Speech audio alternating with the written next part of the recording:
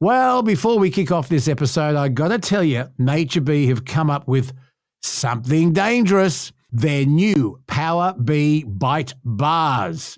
Chocolate caramel or peanut honey choc chip. They taste so good, you're going to forget they're healthy. Packed with protein, boosted with power pollen, they're perfect for the road, perfect for the shed, perfect for the man cave, perfect anytime you need a quick lift. And they're paired beautifully with your daily power pollen capsules to create the ultimate wellness routine. Links are in the description right now, but stick around, I'll tell you more. In a world where voices are silenced, Please. one man refuses to lie down. It's about how hard you can get hit and keep moving forward. How much you can take and keep moving forward. That's how winning is done. He's been punted not once, 40 years they've been trying. not twice, You couldn't fire somebody if they were horrible, doing a terrible job. but 3 times. You're fired. He doesn't tell you what to think, but gives you something to think about. Welcome to the Bonafide Podcast with Luke Boner. And he's not All right, here we go. done Hold your ears, folks. yet. It's showtime. Well, g'day, folks, and welcome to an epic episode of Bonafide, where we bring you all sorts of interesting people that have interesting stories to tell, and we'll have a discussion about some of the news stories that are affecting all of us. And once again, can I stress we love your feedback? So lukebonerradioguy@gmail.com. Leave a voice message. If you want to be part of the podcast, leave your contact details and we'll get you on it. But in the meantime, the millennial is back, and I tell you what, I'm looking forward to talking to our regular veterinary surgeon, Dr. Rob Zammit. He has some very interesting stories and some great advice on how to pick the right dog for the right family. That's coming up. We'll have fun in the man cave with the millennial and the vice captain, and a hilarious life story from the amazing Granny Sue from far north Queensland. Yes, there is a place called Yorkie's Knob, and she is in the centre of the knob. And she's had a very interesting life, and we'll catch up with her. But first of all, let's have a look at some of the headlines. News updates. I've been on Radio 2GB in Sydney this week doing the Drive program, and it's always a great source for content and interesting stories. And this week we covered this one. Albanese has invited the Emirati retail giant Lulu hypermarket to take on Coles and Woolies. Now, this is an absolute bull-s story, and I'll tell you why. But first of all, let me outline what's happened. So the Prime Minister this week confirmed he had extended an invitation to Lulu hypermarket. I'd never heard of them. I thought Lulu sang the theme to the movie To Sir With Love, starring Sidney Poitier. But no, it's a supermarket giant that spreads right across the UAE. He said a free trade agreement with the state would open up potential investment in Australia from its sovereign wealth funds. Just for your information, Lulu Hypermarket is one of the largest retail chains in the Middle East. They have more than 250 outlets across the Gulf states and elsewhere. The company is big enough to have direct relations with Australian producers, he said, whether they be mango producers, the orange producers, the meat producers that the chairman met in Mudgee, that are still providing halal certified meat into the market, the Prime Minister said. Now, this was just a sugar hit. This was one of those great distractions. There is no way in the world this giant supermarket chain would be interested in coming to Australia. Why? Others have tried. Others have done research. Others have actually come to Australia and planned potential sites, and they've all gone back saying, no thanks. We don't have the population to make them profitable. Now, Coles and Woolies have about between them 67% of our supermarket retail market, all sewn up. Aldi has about 12%, IGA a very small 6%, and other corner stores look after the rest. In order for someone like Lulu to come to Australia and invest billions of dollars in infrastructure, building, advertising, and all that stuff, they would want to profit much more than Coles and Woolies are getting put together. And they ain't going to get it. Yes, competition means better prices, but I don't believe this is a reality. I don't believe he was serious, but it certainly got him some sound bites on the TV news services. Would you shop at a different supermarket? Because you're a bit of a Coles. Yeah, I am a Coles man. You're it's a Coles no man. loyalty to. It is absolutely no loyalty to Coles. I do have one of those cards, and I often forget to swipe it. I also have a Woolies rewards card or whatever it's called. I don't shop at Woolies. The reason I shop at Coles, Kelsey, is one reason. I know where closer. everything is. Yeah. I know they have what I want and I know where it is. I don't even look at the prices, which is really bad. Now, your mum is a big Aldi shopper because she says, yes, it is definitely cheaper to shop at Aldi's, but I don't know Aldi. And I don't like standing up and wait, and I don't like packing my own groceries. You're a man of habit. Your mum loves the third aisle. Yeah, everyone does. That's where she got that big grill grate. Remember I showed that on the... Yeah, are you really saving money, though, if you're spending extra in the middle aisle? No. And they know that. And they know that. No, I have no loyalty to Coles or Woolies. And the other thing is we have a great IGA up at our local shops. But everyone only goes there for dips, jats, bread, milk. The things they forget to pick up at the supermarket. No one does their weekly shopping there. No, you can't. No you can't. one. It's actually really expensive. It's actually very expensive. And I've got to say, the meat there is not good. It's not the best meat. There is a butcher in the same set of shops. He's extremely expensive. The IGA is great. They employ young kids after school and on school holidays. They give them some money in their pocket. But no one does their weekly shopping at our IGA anyway. No. I couldn't believe this story when I saw it. It comes from the Herald Sun. The headline is Bold Proposal to Give Young African Offenders the Same Opportunity as Their Indigenous Peers in an African Court. I went, what? Listen to this proposal. A special African court, similar to the state's Aboriginal courts, was investigated by justice experts and community leaders as a way to drive down youth crime and rates of incarceration among African Australian teens. This bold proposal to give young African offenders the same opportunity as their Indigenous peers to experience cultural, restorative justice outside a mainstream court was suggested at a roundtable led by RMIT University's Centre for Innovative Justice in May last year. I have never heard of anything so ridiculous in all my life. There should not be a separate court or a separate set of rules or a separate leniency because of someone's culture. If you commit a crime in Australia, you face Australian law and you face the Australian judicial system. You cannot have a separate law and a separate system and a separate court because of someone's cultural differences. If you decide you want to move to Australia, suck it up. You live by our laws and you live by our consequences. This will lead to anarchy. It should not matter what your cultural background is. Don't tell me that somebody who moves here from Africa doesn't know it's against the law to rob someone, bash someone, stab somebody, or kill someone. So come to Australia, live by our laws, or piss off. Luke, do you think that culture has any role to play in a teenager's behaviour? It may, and you're a product of your environment to a certain extent. But if you come to Australia, even if you're young and impressionable, it's up to the parents to assimilate. And don't tell me that any culture thinks it's okay to stab, wound, rape, bash, steal, or murder someone. Not. Of course not. But immigrating to a new country in itself poses problems. Okay, so we need to look at our immigration service. Having parents that find it difficult to speak the language can cause problems. I'm just playing devil's advocate here. Yeah. I'm not saying that there should be separate sets of rules, but I can understand why this proposal has been put forward. we do give Aboriginal and Torres Strait Islander people access to court models like Victoria's Curie Courts, which is a culturally appropriate way to deal with youth offenders.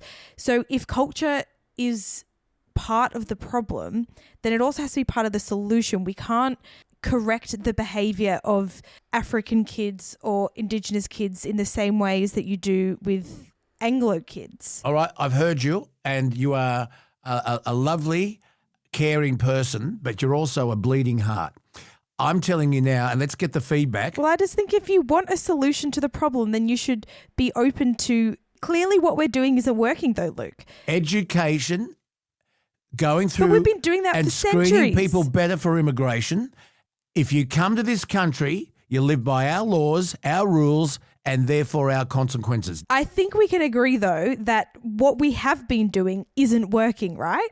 We can agree on that. So It's not working with juvenile crime either because they keep getting out on bail and Yes. keep reoffending. So there's I got to be agree. consequences. And it's I got to be agree. the same consequences for anyone who wants to live in this country. Let's see what our listeners think. I reckon you'll be hammered on this. I think you will be absolutely hammered. And stop all smiling. I'm saying is that You're just pushing my buttons. I got to say one thing. No, all I'm saying is if we know that the system isn't working the way it is now, I'm not saying that this is the solution, but what I am saying is that we should be open to different ideas as to how this problem is addressed. And if one of those ideas includes culture, taking that into account, then let's not write it off. Maybe this isn't the solution, but maybe it's something that we need to look at in a different setting. Christ.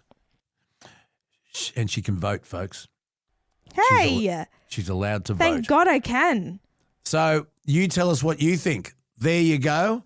You will be hammered on this, millennial. Can we keep moving? Yes. I went down yesterday to buy some fish and chips.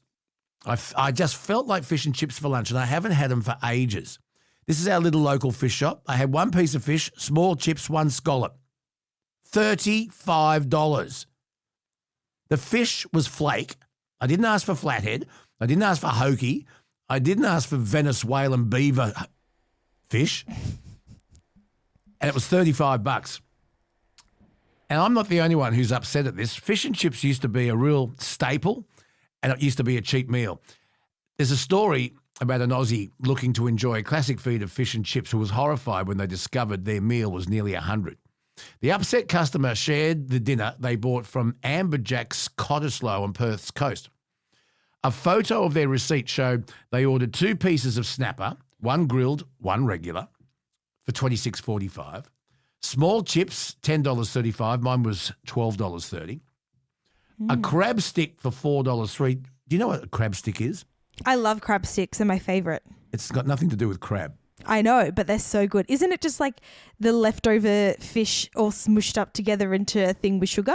It's smushed up fish product of some sort. Yeah, With I a love dye- it. It's so good. With an orange dye in it so it looks like a crab. Yeah, they're so good. I love them. They are bloody good, aren't they?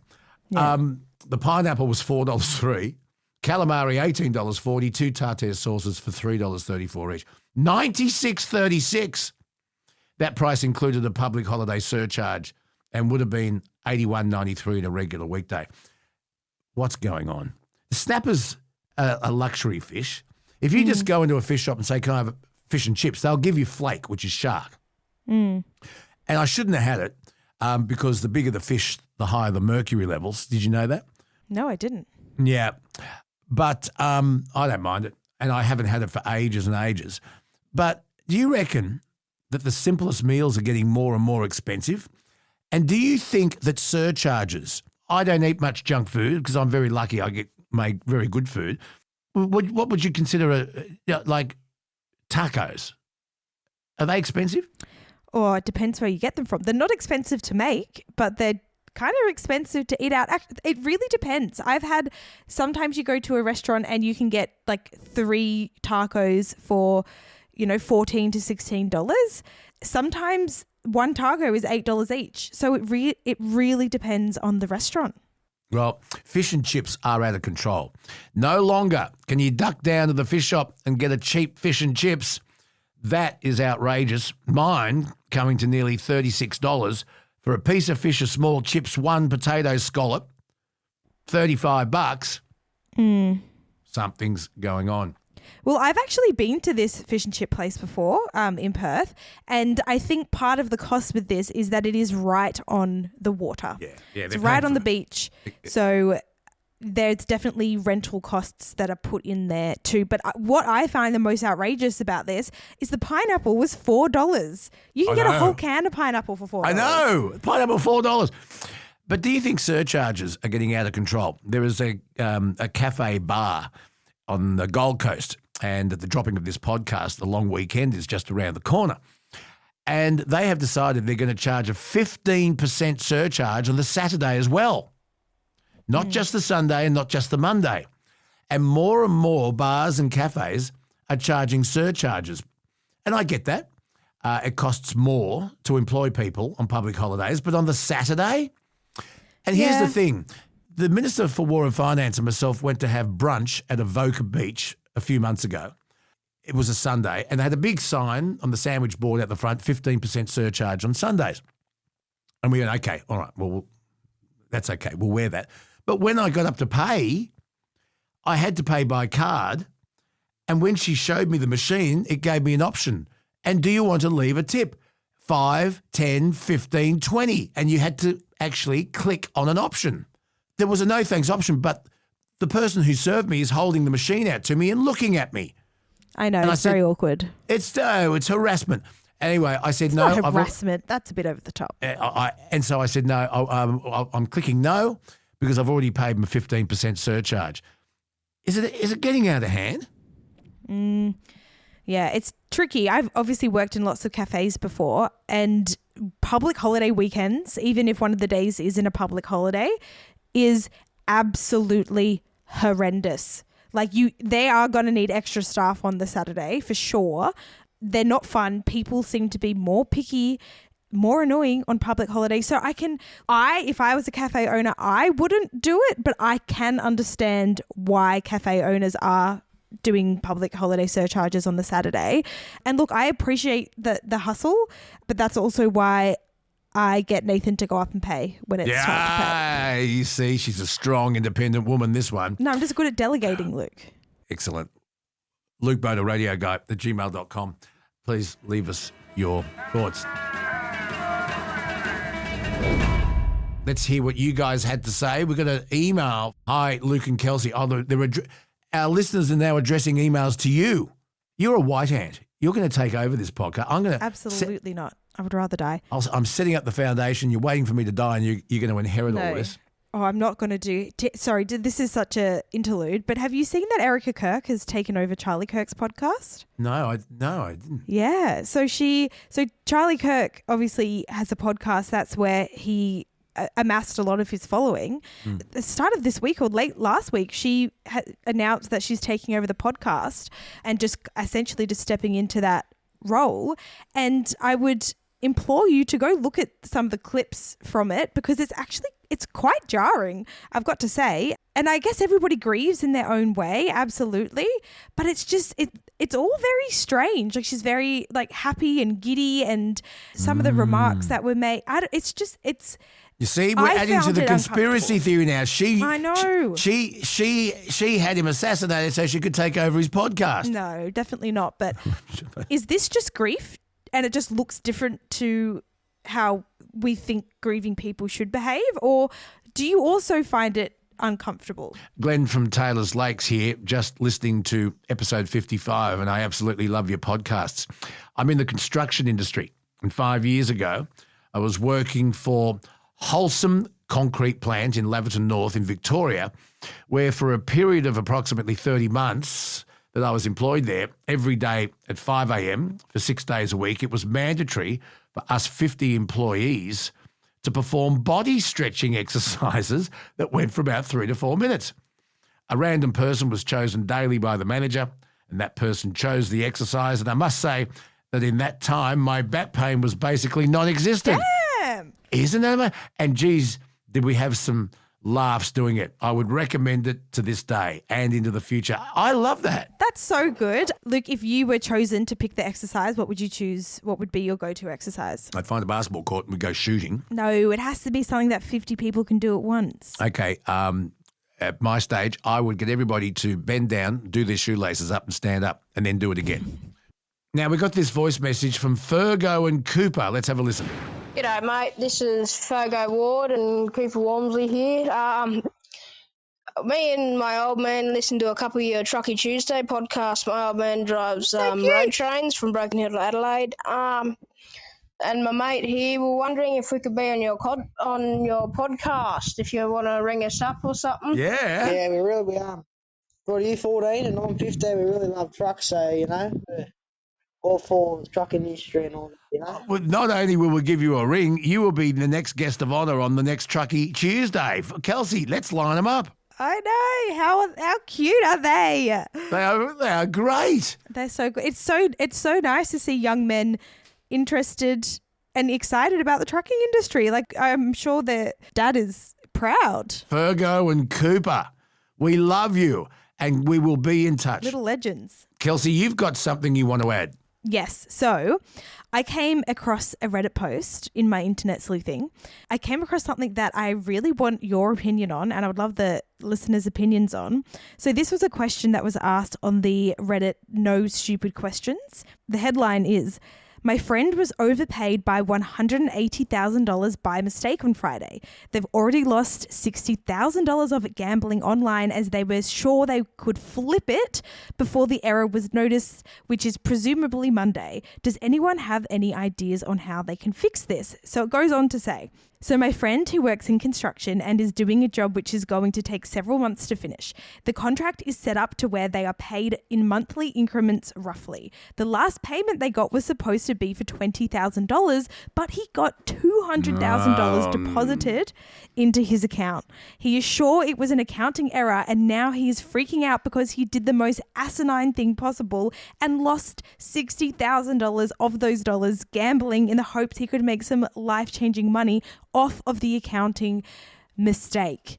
What a doozy. But the question that I have is, if this worked, right? If this person actually did flip the money, could they still get in trouble? Because technically the money that they used to win wasn't their money in the first place. So whose money? Could they get in trouble for it? Like, if it was found out? First of all, I've dealt with these situations over the years, and my legal advice has been to me that if you, let's just say, for example, you go to the ATM and you see that you've got an extra $10,000 in your bank account and it's a mistake, you have to report it, because if you keep it, it's theft. So the money that was overpaid, he's quite aware that it's a mistake. He should have reported it straight away. I think he's in a bit of trouble if he spent $60K of it. But if he had been successful and put a whole bunch of money on the fifth at Randwick that weekend and won, repays the money but keeps the profit, is that an illegal gotten gain? I think it is. Yeah, like if he pays it back, is that still theft? I think it is. Do you remember last year when people were caught up in that Chase check fraud situation? Go on. So last year there was this trend that went around on TikTok where people said, oh, there's this ATM hack, right, where you can get free money from Chase. All you have to do is deposit a check at an ATM, take out the money, and then it's free money. But what people didn't realize, because what happens when you cash a check in ATM is that before the bank can actually check that it is a legit check, it will put the money into your account, right? Are you sure? Yeah, in America, this probably wouldn't be the same in Australia. This happened in America. And so all of these people were going to ATMs, depositing fake checks, taking out money, spending it all, and then, of course, getting calls from the bloody, I don't know, FBI, whatever they call it in America. And it was funny to see all these people on TikTok when it first happened being like, oh my God, this is amazing, free money. And then like a day later going, oh, I have to pay back $20,000. This is not my fault. It's not my fault. I saw it on TikTok. It was a hack. So yeah, very funny. People can be very silly. People are stupid. No, I didn't know about the Chase check thing because I don't follow TikTok, but you get what you deserve. It's people like that, Kelsey. They're the reason why there's directions on shampoo bottles. Absolutely. What do we got coming up? The wonderful woman of wisdom from Yorkie's Knob, Granny Sue, and some amazing stories.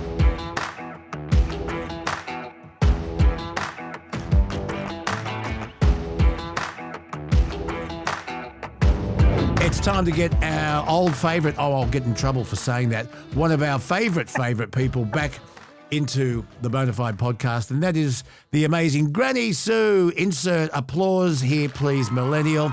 Granny Sue from far north Queensland, Yorkeys Knob. Hello again. Hello. And I don't mind if you call me old because that's what I am. You're not that old. Well, 80, not old. That's not old. Not today, unless, of course, you die when you're 79. Then 80 is very good. Okay, well, I'm good then. Okay. You've done good. There's a bit to talk about this morning. First of all, how's far north Queensland? What's the weather like? Are you looking forward to the summer tourist season? No. Why? Well, I'm quite happy not to have any people around me. I'm much happier when there's nobody. But isn't it good for the town? Yeah, probably. Yeah, I suppose. And Cairns is one of the top places, apparently, for tourists to come this year, so I imagine we're going to be really busy. How many tourists in the summer break actually get to Yorkeys Knob? Not terribly many because it's a little bit out of town. They go straight past the turnoff and go to Port Douglas, which is more touristified than Yorkeys Knob. I had a friend who they used to call him the mayor of Palm Cove. And we went, true. And my brother from another mother, Wayne Cornell, and we went for a drive. I flew to Cairns and stayed with him for a week, and we drove from Palm Cove to Port Douglas, and I didn't see the turnoff to Yorkeys Knob. Yorkeys Knob's right on the coast too, because I've looked up real estate for sale in Yorkeys Knob, and by the way, folks, it ain't cheap, but everyone's got a fantastic view of the Great Barrier Reef. You know, it's a very pretty little place. Now, the turnoff is way back towards town, before Smithfield, which is way before Palm Cove. What made you move to Yorkeys Knob? I had the offer of a little 3-bedroom house to rent. And a 3-bedroom house for rent in Yorkeys Knob, what's that worth? I'm just talking to people who live in big cities like Sydney and Melbourne and Brisbane, and we all know what rent is like there for a 3-bedroom anything. What's Yorkeys Knob worth, 3 bedrooms? Well, usually about $500, but because my ex-sister-in-law owns the house, she's given it to me for $300 a week. She should give it to you for nothing, just to hear your stories. Millennial, Granny Sue's got an email? Yeah, so a couple of episodes ago, we asked the people what were the best retirement activities because, as we know, Mum, Nikki, the Minister for War and Finance, she has gotten herself into bowls, and I reckon it is the lamest retirement activity to ever exist. And we got a response, and it was, of course, the one, the only Granny Sue. And you said, I think I told you I worked till I was 72 and now not doing much. I have started to write my story. What a job to try to remember where I was and what I did. So, Granny, you have to tell us. You have to tell us what is in this book. Is it going to be a book? Yeah, and will we be in it? No. Yes, you definitely will have parts in it, but I've only got up to 1992, so I've got a long way to go. Where did you start? What year did you start? Yeah. I started before I was born. Oh. I started with what my mother and father did and how they met and all the things that led up to me being me. And then I went through and going to boarding school and doing correspondence before that and going to boarding school, then getting married, be a widow at just after 19 and marrying again in 3 years, and so it goes on, and bringing up the kids on my own and all this sort of stuff. It's boots and all, and I'm not hiding anything back. Anything that happened that wasn't good, I've put in there, and eventually I will get it printed out, and maybe I'll send you a copy. Have you got a publisher? Not yet, no, because I'm a long way off that yet. I've got to go through it all, and I'm putting it on a laptop so I can go back and add stuff and take stuff out, and put stuff where it's supposed to be and all that sort of stuff. So I've got a fair bit to do yet. Knowing you how I do, and I know you pretty well, but every time I talk to you, I find out something different. It could be a movie. It could be a screenplay, Millennial. Yeah, what would we call it? I was related to the person who murdered Nellie Duffy. No, it should be called The Woman from Yorkeys Knob. Well, see, I haven't always lived in Yorkeys Knob. I've lived everywhere else. I mean, most of Queensland and Northern Territory and a little bit in Western Australia. So The Woman with No Address. Well, I've had all sorts of things, and bit hard to explain, really. Luke knows a fair bit of the stuff that I've done, but not a lot of it. Well, working I've done- working on cattle stations and dealing with blokes and cooking for all those people, and you're right, a widow at 19. You've raised boys. You've worked in pubs. You've bounced people out of pubs. You've welcomed them in. It's unbelievable. Going looking for missing gold. Granny Sue, tell us a story that Luke doesn't know. Okay, well, I think I also sent you an email about the Burke and Wills Roadhouse. Oh, yeah. And when Rod was talking about roadhouses, that and it's in just on the way to Burketown, Mm-hmm. and I worked 90 k's away from that at what's called the Gregory Downs Hotel. The Gregory Downs Hotel. Yes, and I started off as a cook and ended up being assistant manager and cleaner and general dog's body. But I was there when the Century Mine started, and they were building the road to the Century Mine, had to build, the Gregory Downs Hotel is on the bank of the Gregory River, and they had to build a big bridge over the top of Gregory River to get all the trucks and everything to Century Mine to start carting the ore out. A lady and I did the cooking. There was 40 blokes camped at the pub or camped around the pub, and we did 3 meals. She used to do breakfast and lunch, and I'd do tea. I'd help her with breakfast and she'd help me with tea. But when we finished breakfast and got the lunch and everybody's gone, we'd go and have a couple of drinks and then go down the river and sit in the river with our plastic chairs and have a few more drinks before we had to come back and get dinner on. And anyway, the boss came up to us one day and she said, "Tomorrow you girls are having an alcohol-free day." And we said, "Yeah, okay." So in the morning, we sort of went straight round to the pub, sat, have a few more drinks, and she said, "I thought you were supposed to be having an alcohol-free day." I said, "Yeah, we didn't pay for it." Nice. So you were cooking dinner for these 40 blokes half pissed? Yeah, often. What was on the menu? What was the regular? What did they get to eat? Well, I always had a special, like corned beef and white sauce or something, and then there was whatever was on the menu, whatever was on the menu. They could have steak, they could have whatever they liked. Well, Granny Sue, I did some internet sleuthing, like I always do, and I looked up the Gregory Downs Hotel. It's still there. I know. The Berkshire Council website said, Gregory Downs Hotel is a historic pub that has been serving drinks since 1877. Located right next to the Gregory River, it is perfectly situated for a drink and a feed after a day of swimming. The hotel also has fuel, accommodation, and takeaway beverages. Do many trucks go through there? Well, when they started to cart the ore out from Century Mine, 9 times out of 10, we had people choked down on the lawn or wherever after the pub shut. So I'd cook breakfast in the morning for these boys, like greasy bacon and eggs and stuff, so they'd go home. And the trucks found out and started to call in. So I'd do a big trucky breakfast for them in the morning, and then they'd call in on their way back and have lunch and whatever on their way out. So, yeah, I did quite a lot of that, yeah. I love that. I came across a Facebook page. It's called the Australian Pub Project. Go check it out, people. It's really, really cool if you're a traveller. Lots of pubs on there, reviews and stuff. And, of course, I found some posts about the Gregory Downs Hotel. I love this. And one of them included a photo of the pub rules. So I'm going to read them out, Granny Sue. You're going to tell me if the rules were the same back when you were working there. There are four main rules. Yeah. Hang on. It says this is a hotel in big red letters across the top. Okay. So, okay. Number 1, we sell food, but it's not a cafe. It's a hotel. Number 2, we sell fuel, but it's not a service station. It's a hotel.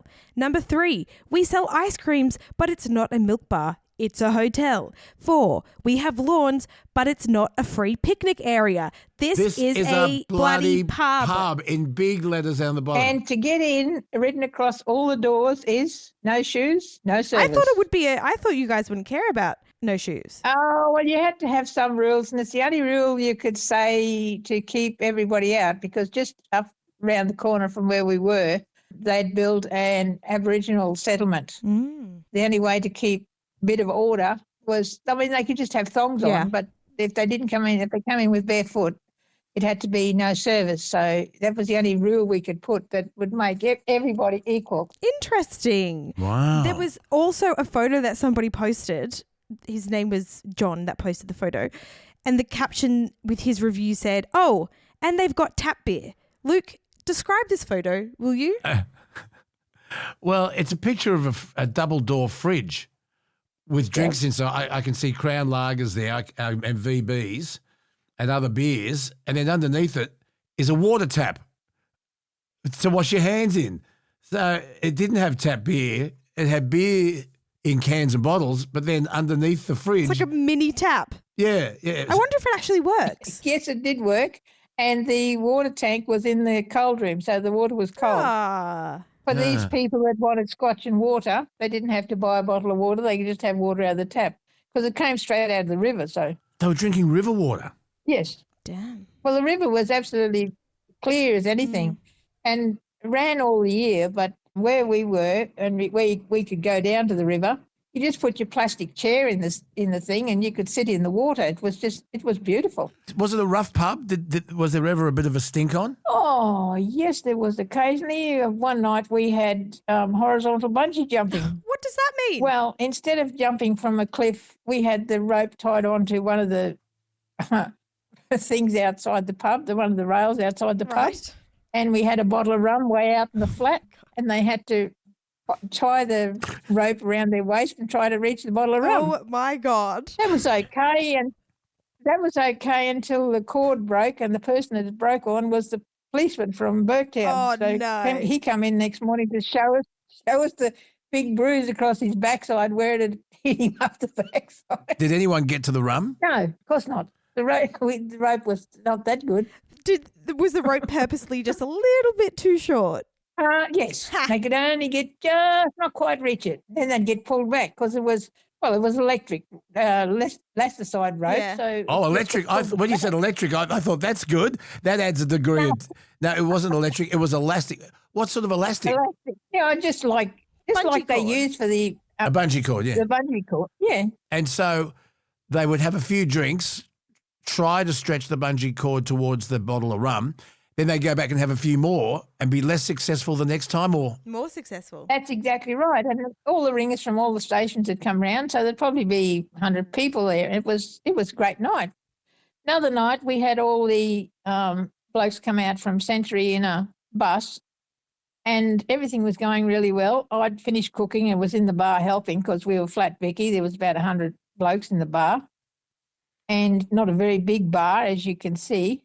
One of these, bloke said to me, he said, "Oh, I need a carton of beer. We're just about to go home." I said, "Yeah, okay."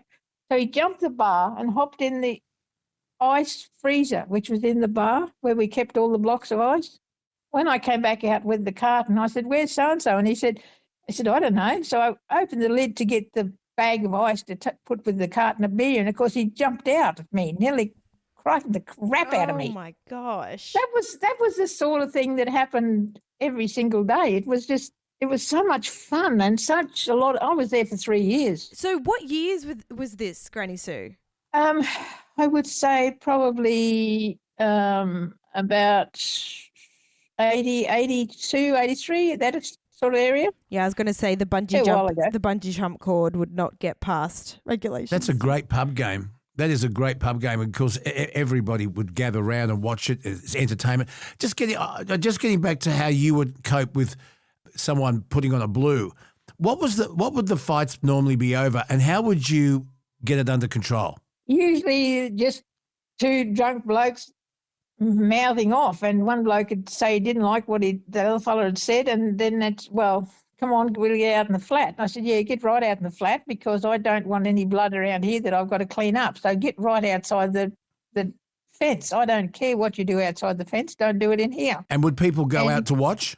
Of course, all stood along the fence. And did they bet on the result? No, I don't know. I didn't. I stayed inside because I didn't want to have anything to do with it. But we had quite a few blues. We had another time we had a young fellow get his face kicked and we had to get the flying doctor, and, lots of things like that happen. But it's just part of life out there and you just deal with it. So yeah. Well, So I went on TripAdvisor and I read the reviews for the Gregory Downs Hotel, and they are exactly what you'd expect. Most people say that, it's a diamond in the rough, it's a classic Outback pub, like don't expect hotel service, that type of things. And it's so funny because you can always tell travelers who are from cities, right, with their reviews. So this was a review that was written by Sandy Maisie, and it is from 2016. But it says, my husband and I camped along the river Friday night before last. A beautiful place. By early evening, he had developed severe stomach pains. By 10 p.m., we had packed up and with the help of another camper tried to seek medical help. So these people weren't even staying at the hotel. The pub was supposed to have medical supplies, not the publican. That is a word I have only learnt since reading these reviews. I think that's the pub owner, the publican. You've never heard of the word publican? Never, ever. The publican's the bloke with the license or the bloke who runs it. There you go. So the publican and his partner made us feel most unwelcome, saying that this happens all the time. We finally, via a payphone, spoke with Mount Isa Hospital, and the Royal Flying Doctors flew in at midnight and took him to the hospital. I was left to sit in the old Land Rover all night, terrified and not knowing how my husband was. Would it have hurt the hotel owners to offer me a room? What entitlement is that? What do you think, Granny Sue? Should they have offered the wife a room? No, possibly not. But there is only 4 motel rooms. And also the Flying Doctor has a first aid box at all those Outback places and in all the Outback stations. And in that box, you just ring the Flying Doctor and the doctor will prescribe even morphine out of that box. There's everything in that box. The people that were running it, I would say, was not the owner, because she would not have, I know the owner terribly well, and she would not have. Is her name Jo?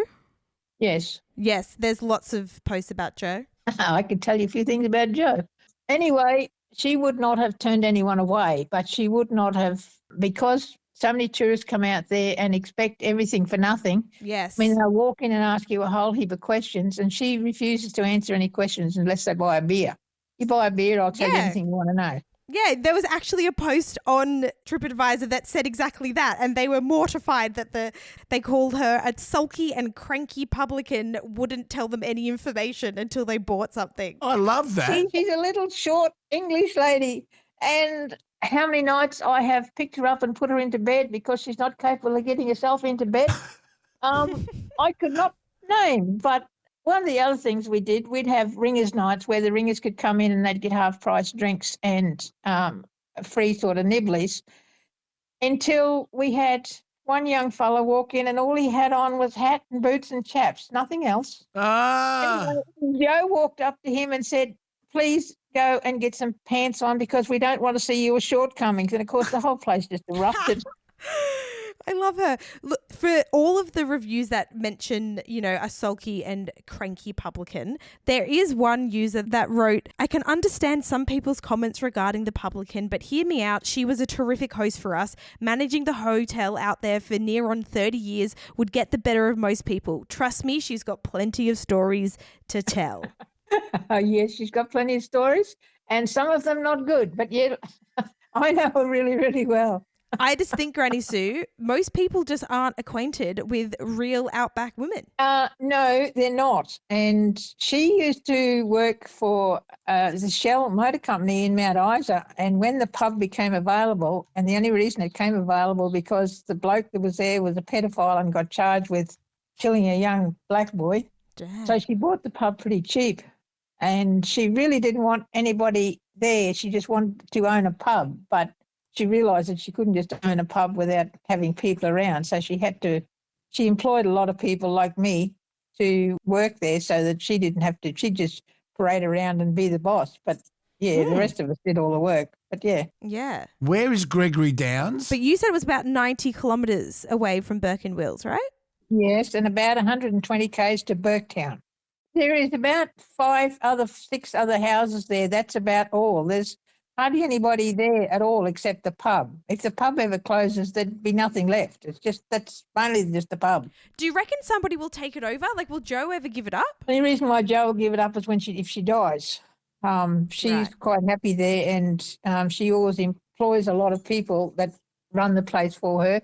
she has built her own little house now off to the side, and she spends most of her time in the house when she's not travelling to France and where one of her daughters lives. Wow. And around the world. So What a like difference of environment. France and then Gregory Downs Hotel. Yeah.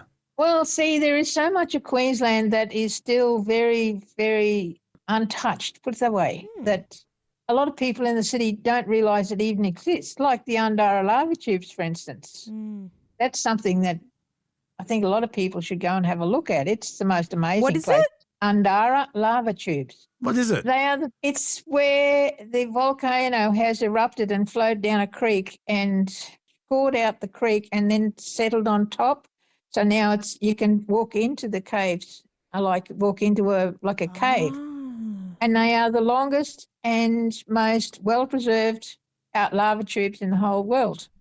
Wow. This is such an education. look Lava tubes. Look them up, Kelsey. Undara. Oh, wow. They're beautiful. I think I have seen photos of this before. Oh, wow. You can get into a lot of them. At night time, they do one where you go to the cave where the bats come out at night time, and there's millions of them, and the snakes are hanging in the trees catching the bats in midair. That No sort of stuff. way. They also take a sunset cruise or trip where you go up on a bank on the top of a hill and have drinks and watch the sun go down and see all the extinct volcanoes, of which there's 7, I think there is. I used to drive a coach pulled by 2 big Clydesdales, taking tourists around that place. And I also did the cooking. I also did lots of stuff. They have a bush breakfast, which is you go across from the resort and there's bacon and eggs and baked beans in a camp oven.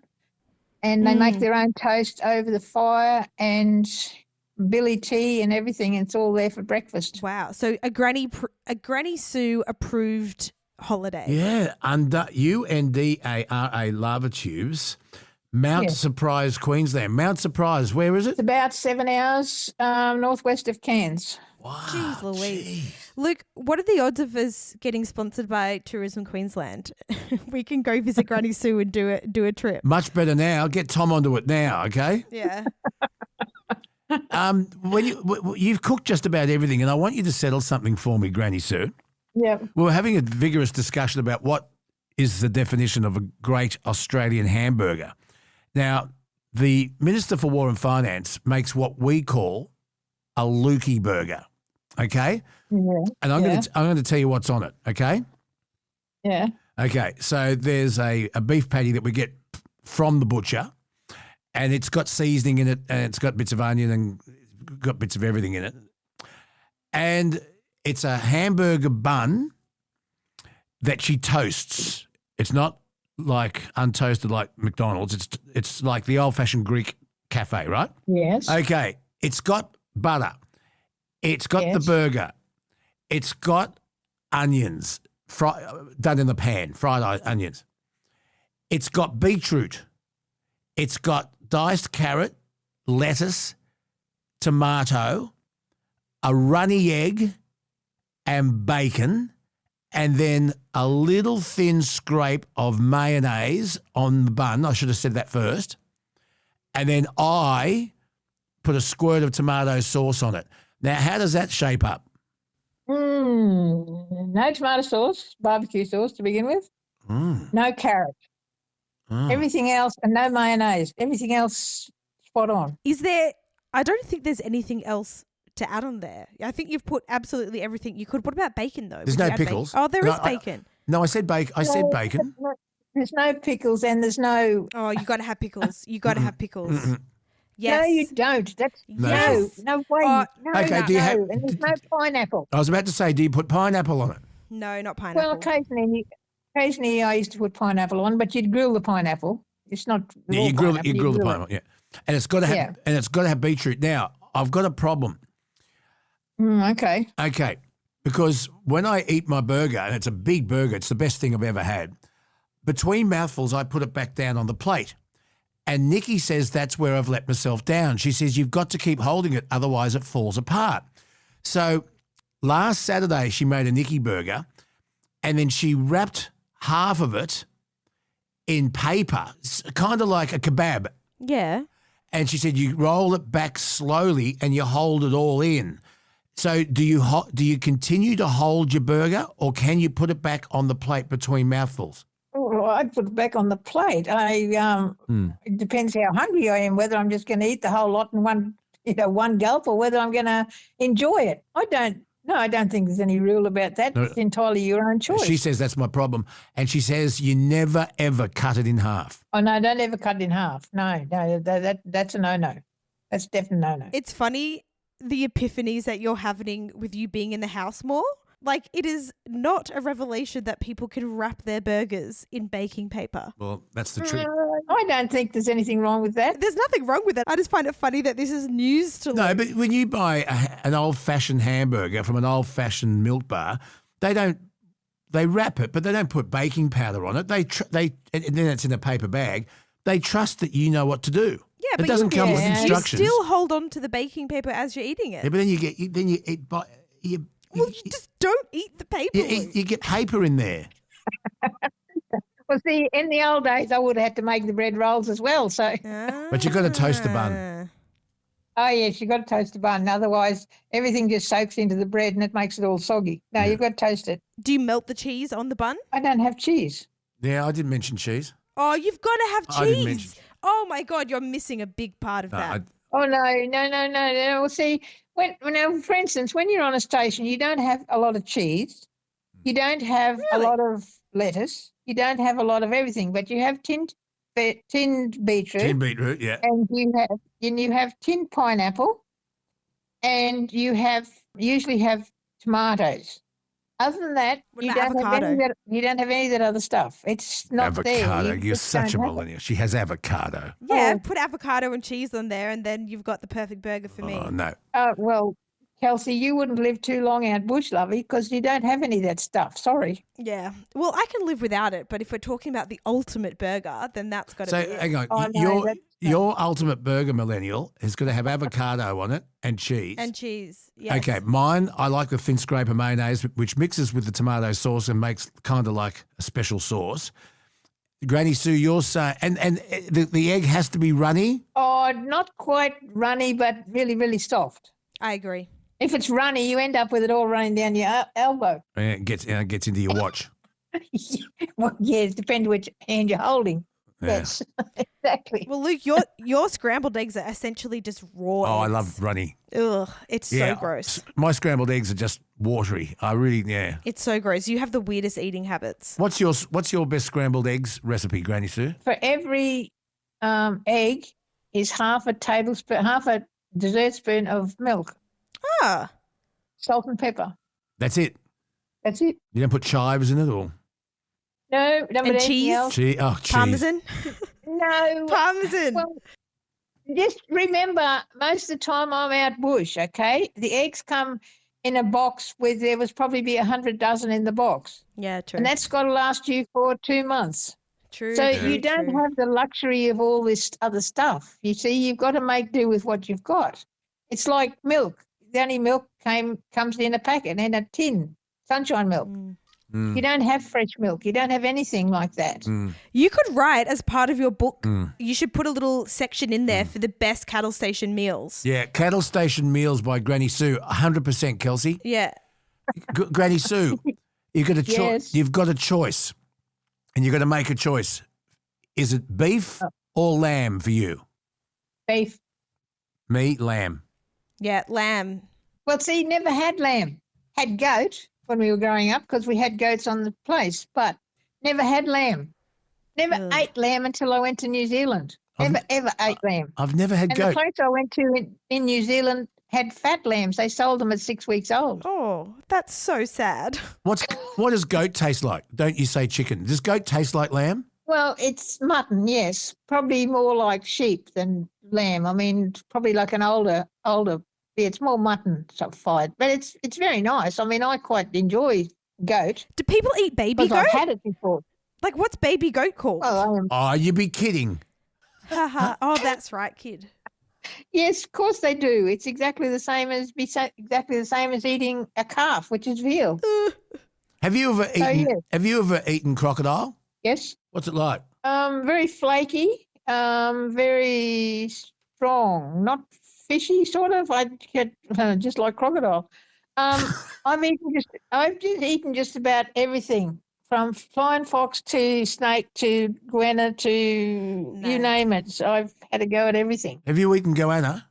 Yes. What's it taste like? Oh my God, this is actually giving me the heebie-jeebies. Goanna. It has a taste all of its own. You can't explain it. I don't really know. Turtle I don't like because the turtle was cooked in their shell, and when they're cooked, the fat is green, and I couldn't come at that look at that green meat. I can't do this. Listen, let's ask our listeners, do you want some more Bush Tucker cattle station cooking thoughts and recipes? If so, we're waiting for your response. And Granny Sue, you're going to have to do a cookbook. How to make sausages, how to kill a beast, how to, do you need to put all that stuff in well? Yes, please. So we want Granny Sue's bush breakfast. Yep. We want lunch. We want dinner. An afternoon tea. Yep. And we want to know how to make oh God, my mob used to call them Johnny cakes. You know how to make bread? Yes. Damper? Yes. Well, damp is just flour and water and salt. No, it's not just flour and water. She doesn't know anything. Go on. What's damper? Flour and water. It's flour and there's you put a bit of sunshine milk powder in it. You put salt and pepper. You put a little bit of butter or whatever you're cooking with. It's not butter, a little bit of oil. Just whatever happens to be around. But, yeah, it's different, completely different. It's not just flour and water, trust me. Hot damper Yes. with butter and Cocky's Joy. Kelsey wouldn't know what Cocky's... Syrup, yes. Do you know what Cocky's Joy is, Kelsey? No. It's golden syrup. Oh, yum. And it used to come in a yellow can, and it was at my grandparents' place, there was always tomato sauce, Worcestershire sauce, and Cocky's Joy, and it lived on the kitchen table. Yeah. My favourite recipe is for dessert is a steamed syrup pudding. Oh, gold top pudding? Yes. Done in a steamer? Yes. Oh, yes. And the golden syrup gets infused and you turn it upside down and then open it. Yes. Oh, my granny used to do. Oh, yes. Granny Sue, we love you. We'll let you go now. We'll talk again soon. All right. You've given us a hell of a lot to think about. And Granny Sue, if you send me a recipe for this syrup pie, whatever you just called it. It's steamed gold top pudding. Yes. Send me a recipe for your steamed gold whatever, and we'll do a little cooking show with Luke, and I'll get him to make it and eat it. And you can have custard on it. Sure. Yes, you can have custard because there's no cream. You've got to make the custard first. You have to make the custard, and you've got to get a steamer with clips on the side, so it clips. Yeah, I'm saying we're going to do it because Luke's terrible in the kitchen. So this will be good to get him. Do you know how to steam something, Kelsey? Yeah. Well, okay, righto. Okay, I believe it when I say it. That's your job. You need to come up and spend a little bit of time with me is what you need to do. I do. Tourism Queensland, if you would like to sponsor the trip, then and Kelsey will do a series of crosses on the podcast from her travels with Nene. Yeah. You have so much to see up here, Kelsey, and you got out of that city and found out what the real world looks like. Yeah, I lived in Bathurst for a year and a half. I know it's not the same, but I'm saying that I have been outside of Sydney for a hot second, and it was a cultural experience. I knew I was out of Sydney when no one knew what a chai latte was. No. As my mum used to say, you need to get off the bitumen. Yeah. Yeah, you do. I'd be great in an outback setting. Just I wouldn't be able to kill any animals. Okay. Well, we also need to get your road trip sponsored by a 4-wheel drive manufacturer. We'll get on to James Ward about that. Oh, yeah. And so you can test drive. Luke, you're coming with me, bro. You can test drive a 4-wheel drive and get off the bitumen. You need to get out here and I can take you to some places that you will just be, you open your mouth, you'll sit there with your mouth open. You just won't believe what you're seeing.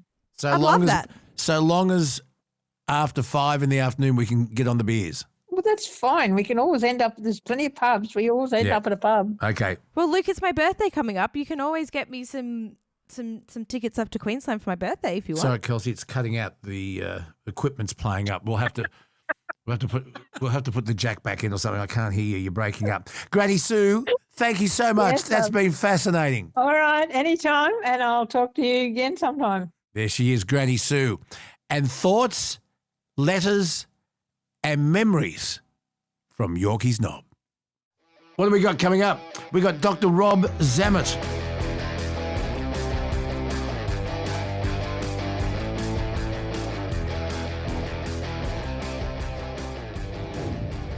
Well, I was searching the internet the other day because I just consumed with documentaries and knowledge, and I love collating stories and collecting stories. And I was reminded of the most amazing environmental story, folks, you will ever hear.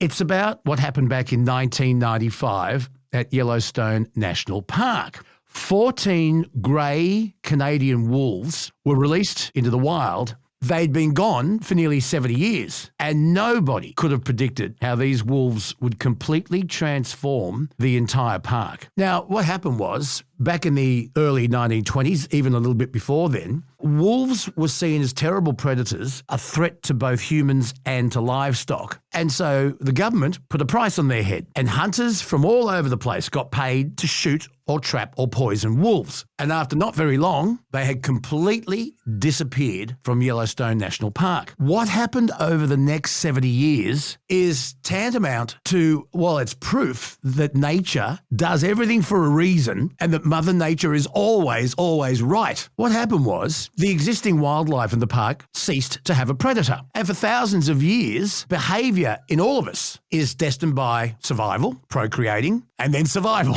And what happened was the buffalo, and particularly the elk, had no predators. And so what happened? Well, they became complacent, lazy. They spent most of their time by the riverbank where there was plentiful water supply and trees that they could eat. But they ate the lot. They absolutely ate the lot, which then had a huge effect on the dynamic equilibrium. The river then completely lost its boundaries. The soil degradation was just unbelievable. And not only that, but the effect on every other living thing in the park had this domino effect. And we'll go into the other effect that this had. So it was a very brave move. They found 14 Canadian wolves, but they weren't just random wolves. They were kept in captivity for a while. They were selected by their breeding. The males and the females, the numbers were very, very carefully put together, and they released them. Not really knowing quite what was going to happen. It could have been devastation. There was a huge pushback against it. The farmers said, "You're joking. This is ridiculous. What about our cattle? What about our sheep?" But they went ahead and did it anyway. Well, after a very short time, Mother Nature said, "Right, stop mucking around with me. Let me put things right." So the elk and the other tree-eating animals finally had a predator again. They became more alert. They became aware. They didn't stay in the one spot. The trees grew back. But what happened then? Well, the river became healthier and it attracted beavers. And beavers, for the first time in 70 years, built dams and made a huge water resource. And fish came back. The birds came back. And how did it all go wrong? We decided to kill the wolves.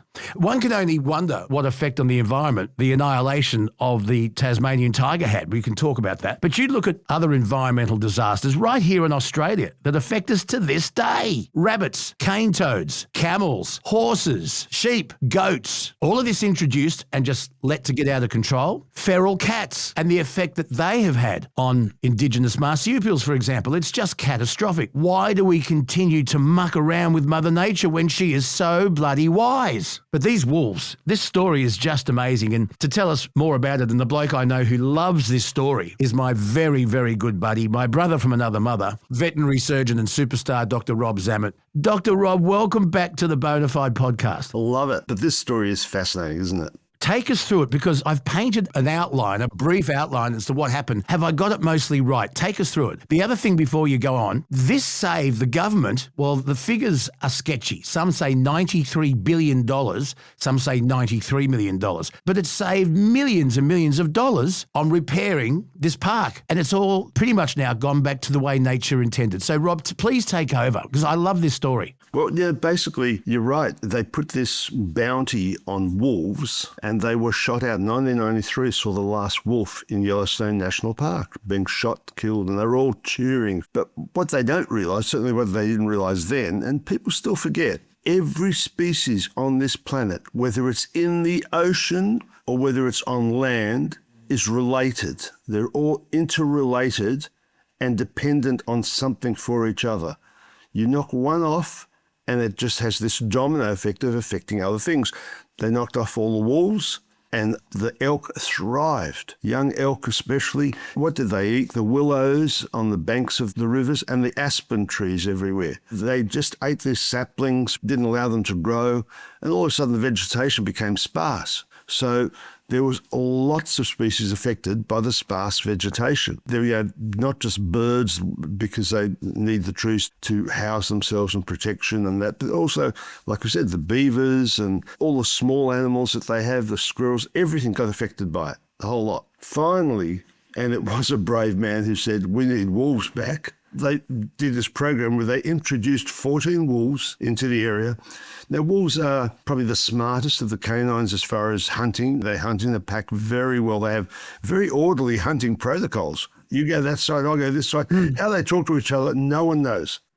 How they talk to each other, nobody knows, but they do. They really talk to each other and they know which way to go and hunt properly. They're not the most ferocious of canines. The most ferocious is the African hunting dog. They're really ferocious, but wolves just very stealth and everything else. They don't kill for pleasure. They kill only for food, and they reduce the elk population, and this has allowed everything to thrive again. You know, the aspen tree has come back beautifully. The willows, all this other vegetation has regrown, and nature has found that balance again to allow beavers and other critters to come back into the area. It's brought back a lot of tourists to the area, and that's where the 94 billion income comes in. The tourism increased phenomenally because everything else was there. Oh, you want to go see beavers? Or if you want to go study them, they even had students coming from all over the place. Go to Yellowstone, go back to it. But no, none there. They're back, baby, they're back. The same thing happened in our country. You know, someone decided it would be really good to bring in cactus. I've no idea why they brought cactus into this country, but they did. And cactus took over. It took over everywhere. There was nowhere where you could do anything but see cactus in paddocks and pastures all over the land. It was very hard for farmers and therefore very hard for people in the city because things were tough. So they looked at how they could control the cactus, and they found this moth, Cactoblastus, which lays its eggs in cactus and the larvae eat the cactus. And all of a sudden we had control, biological control of a foreign plant in our country. Now, it was taking over. You bring exotic plants and animals into this country and they can take over. And that's what was happening. The same with rabbits. Great idea. Let's bring rabbits over on the ships because we can eat them on the way, have a few rabbits, let them go. What happened, of course, back in the 50s and that, you'd see the whole hill moving. What the hell's going on there? It was all rabbits. Rabbits were devastating pastures. There was not a blade of grass on some areas causing erosion and that. And so with rabbits, they thought, well, it worked with the cactus. What can we do? Of course, they thought wolves would be ideal. Not wolves, sorry, foxes would be ideal. So they introduced foxes. Yep, but the foxes said, well, listen, I don't want to go running around after rabbits when there's such easy meat with marsupials. Right, so the foxes were introduced to get the rabbits. So the foxes were eating our marsupials instead of worrying about the rabbits. And then we had a real problem. So they looked again and they thought the virus was the only way. They found myxomatosis virus, and that did reduce the population. But like any population, when you have trying to get biological control, all you get is control. You don't get eradication. Mother Nature didn't eradicate the rabbit. They allowed the virus to find a balance. So we still have wild rabbits out there causing problems sometimes because they eventually become immune to the myxovirus. And so, their numbers increase. That's why they've tried again another biological control in the Khaleesi virus. Has not been as successful. But that's what they're trying. Oh, terrible. Yeah. And you and I, last time we talked about the carp, which is completely strangling our waterways, and they're looking at treating carp with a form of herpes. Yes, that's right. Another virus. Herpes is a big family of viruses, a really big family of viruses. And there is a virus in herpes, a herpes simplex virus that can affect carp. The concern is, can it transfer to other species of fish?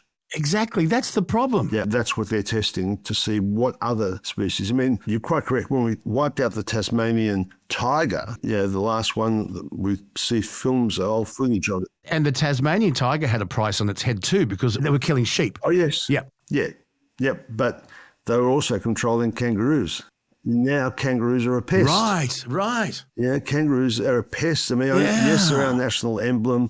Yes, we like everyone to feel warm and fuzzy about them, but they are actually a big pest in some areas. They're just wiping out areas because their numbers are too high, because there's no biological control anymore of the kangaroo. Every species, as I said at the start, is interrelated, one with another, with another, with another. It goes right down the chain. And you can wipe out certain good bacteria and could have effect. We're not as advanced as we'd like to believe. There was a big concern, and I've spoken to medical experts about this. When COVID hit, everyone became obsessed with antibacterial everything. Yes. In fact, I remember back in 2020, I didn't call it 2020, I called it 20 Glen 20. Disinfectants, you couldn't buy them. But medical professionals have told me that that had an adverse effect because people's immune systems were hammered because we actually need bacteria and germs to strengthen our immune systems. Would you go along with that? Oh, absolutely. If you're not challenged by like the elk. A virus, it can be a big animal like the elk, or it can be us. If our immune systems are not challenged, then we become what's called a naive population in more ways than one. Our immune system is naive because it's not been hit by any bacteria or any virus, and once you hit, you're going to get infected. When my kids used to go to preschool, now my grandkids, I used to call it germ factory. They all interact with each other and come home with bugs. People say, oh, that's terrible. No, it's good. It's good. It's good for the child.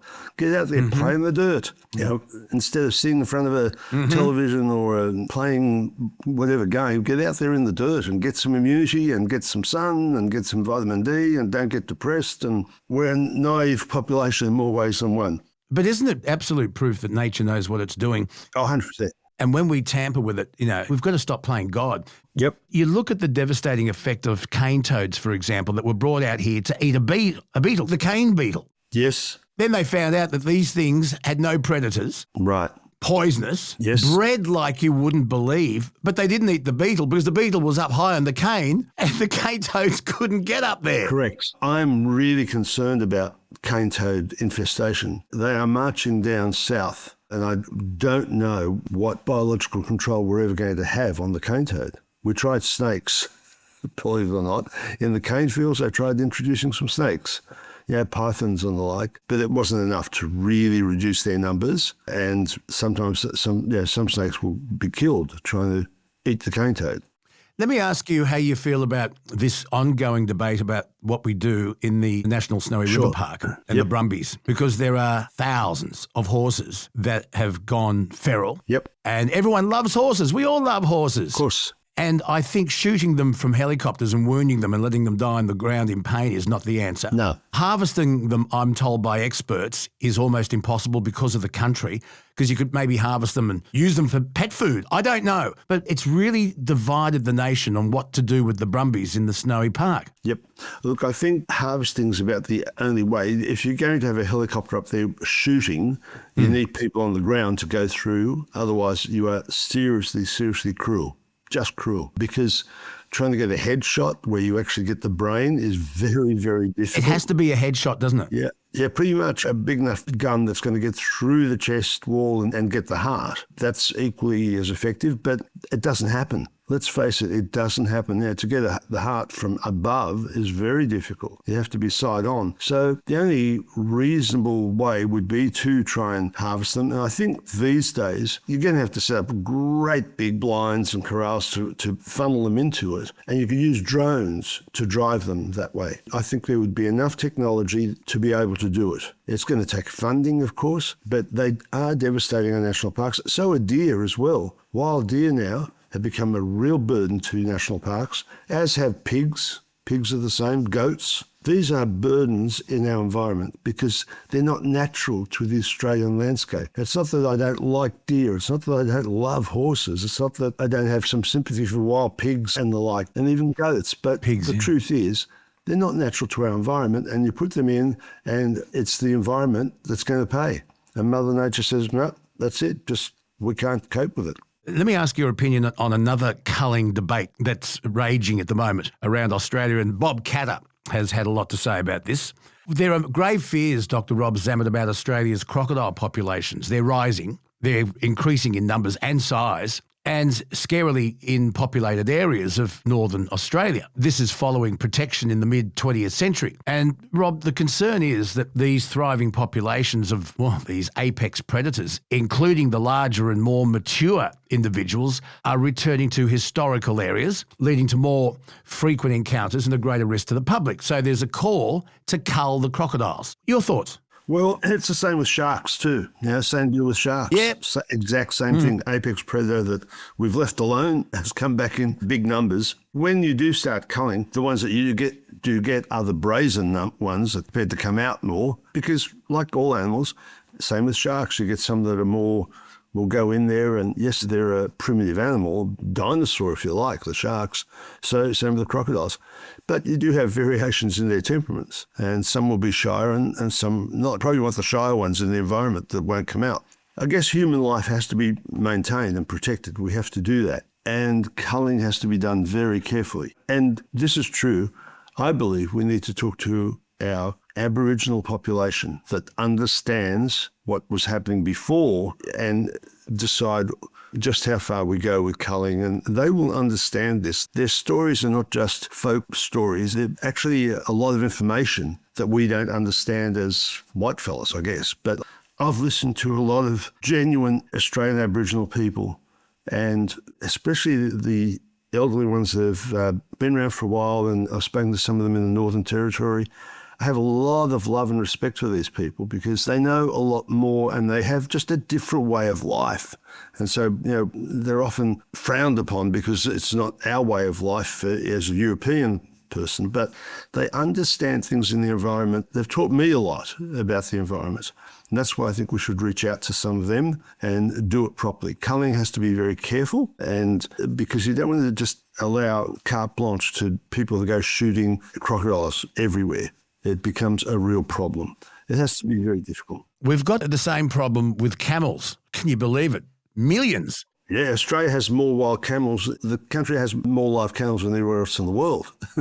We have it's unbelievable. A great population. Once we let camels go, well, our desert is ideal for camels. We didn't have them before. We have a great big number out there. We used to have the same with buffalo up in the Northern Territory. Now, we did eradicate the buffalo because of tuberculosis. Oh, right. We were able to get rid of a lot of the buffalo that were the big herds because they had a lot of bovine tuberculosis that they were spreading right through that whole area. And they were doing shoot in those days, but cattle are much easier to put down than a horse, and it was working well. But surely it's a big source of protein, whether it be for human consumption, pet consumption, whatever. Yep. It seems to me that it's a wasted resource that we should be harvesting. Oh, 100%. 100%. And exporting. Yep. You may as well do that. Look, a friend of mine years ago said, and he got his PhD studying kangaroos, the anatomy of kangaroos and behaviour of kangaroos. He did a one of the best theses that's ever been done. He said he thought our native animals should also be pets. We should allow people, give them a license to have them as pets. He said that preserves them because you preserve things that become some sort of value.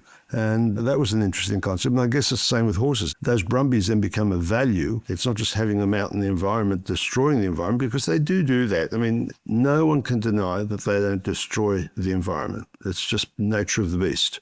By the same token, we can keep their numbers regulated and not waste that resource. And as I said, with drones and with various fencing, we can actually do a lot more than we've ever done before. Getting up there and shooting them is just not the answer. It's just, if we call ourselves a civilized nation, then that is the most uncivilized, cruelest act that you could imagine. So many plants have been introduced as well into this country that have caused problems. The worst by far, and it's a worldwide problem, is the water hyacinth. Water hyacinth are a real problem. They clogged plumbing and clogged lakes and rivers. They stop people being able to negotiate through these areas, but they destroy the areas. And we're trying now, biological control, we're trying to find what grasshopper or what sort of animal eats these, because, boy, we just keep failing ourselves by introducing things that shouldn't be in our environment. And it's ridiculous. Well, I've seen people bring in reptiles not supposed to be here, corn snakes and other things like this. It's pretty dreadful what people are doing with these creatures. You would think there'd be some sort of sensible attitude towards moving animals and plants that you shouldn't. But that's why we have border security. We have to have these border security that are looking after not just bringing in things that can cause infection in us and in our plants, but also bringing in exotic species that they want to grow that can cause real issues once they establish in our environment. We have a very unique environment in Australia. That's one of the beauties of this country, its uniqueness of its animals and its plants. And because since the dawn of time, we have been girt by protection. Yes, exactly right. Exactly right. For all those people who've always wondered what girt by sea, why it should be in our national anthem, it's there because that's exactly what we're doing. We're surrounded by an ocean of protection. Used it.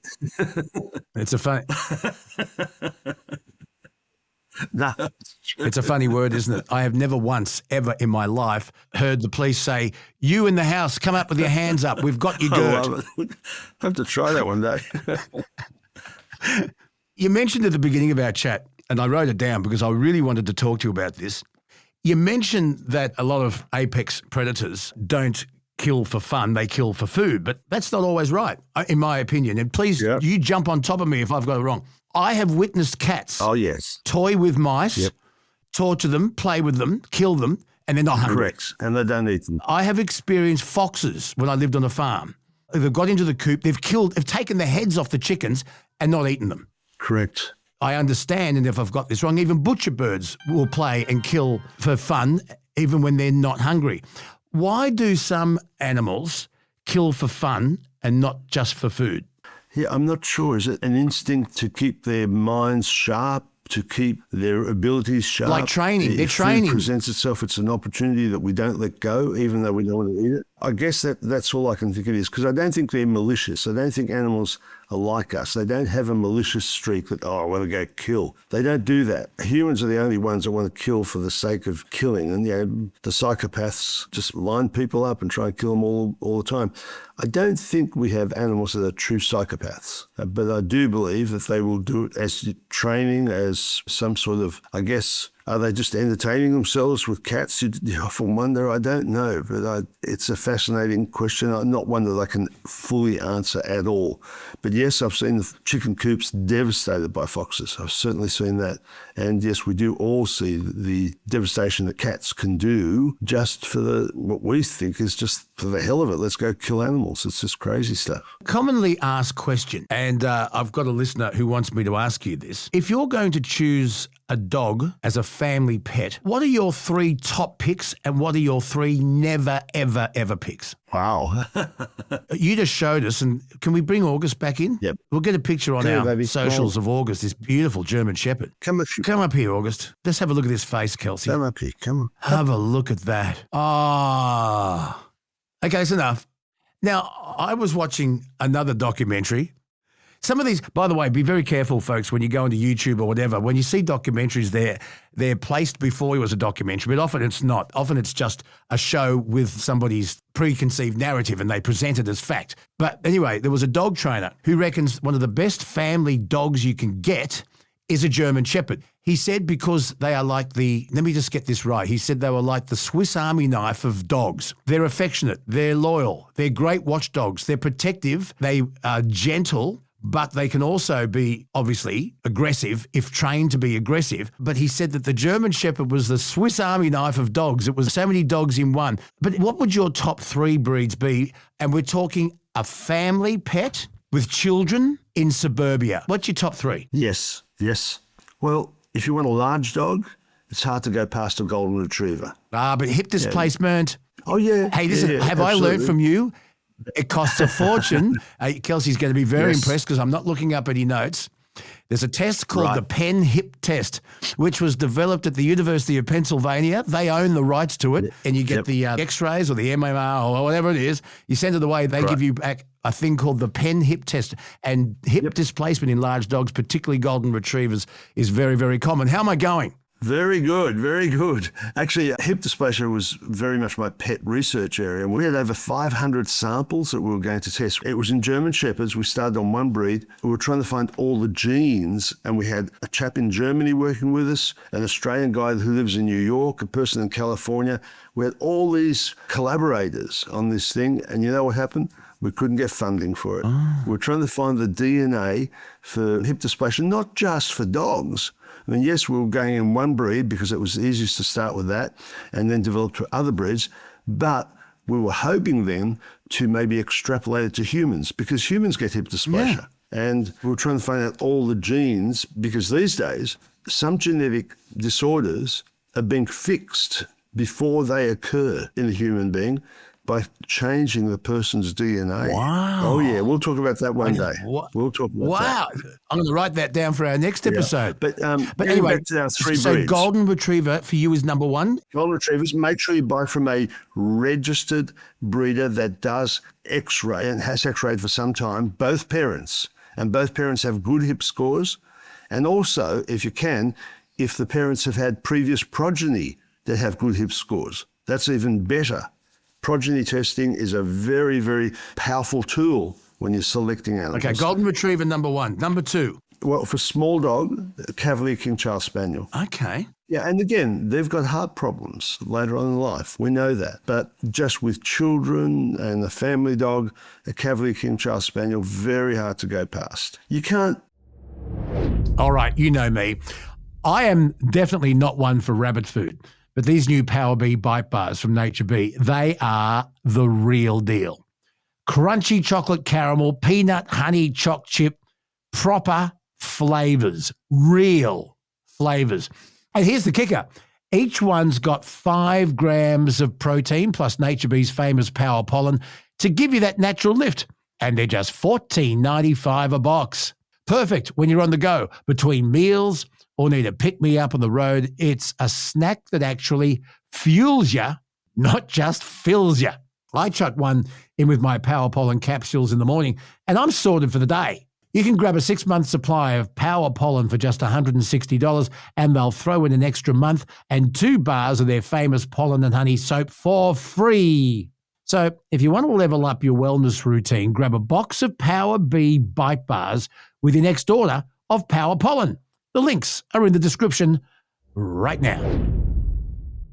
Miss out on the Labrador as well. Yeah, I guess it's the cousin. Oh, molting. Oh, so's the Golden Retriever. These are all these dogs have hair. But that's why so many people now are buying Groodles, because they're mixed with poodles and they're not supposed to molt. But some do. My son spent, you've seen Bread, he just popped his head in here. I'll bring Bread in to meet August in a sec. Breadcrumbs is his name. Don't ask. We'll keep going. We've had Bread now, my son's dog, big dog, the size of a large poodle, right, but a golden retriever as well. And one of the reasons was because they're friendly. They're a beautiful, beautiful dog. But he thought, I'll spend the extra money and get a dog that doesn't molt. Well, this thing, mate. Yep. It's unbelievable. The origin of the oodle was the Labradoodle. And Dogs' Therapy were trying to breed a dog that had the abilities of a Labrador to work, the intelligence of a poodle, and the hair of a poodle that wouldn't molt. Ideal. It failed miserably for 2 reasons. One, most of them do molt. And a lot of dermatologists are now saying people are buying these breeds thinking to avoid allergies in kids. Doesn't work. Okay, we've got the Cavalier King Charles Spaniel. We've got the Golden Retriever at number 1. Number 3. Yeah, the Golden Retriever and his cousin, the Labrador. That's their number 1. I'm cheating now. The Cavalier King Charles Spaniel, and I also will throw in the pug. Again, breathing problems with the pugs if you get the wrong breeder. You've got to go to a breeder that has pugs, and you've got to be able to just watch them for a while. If they're not having any breathing issues, they are actually quite a very good dog. As you know, we had a black and white border collie, Barney, which you treated for a tick when he was very young.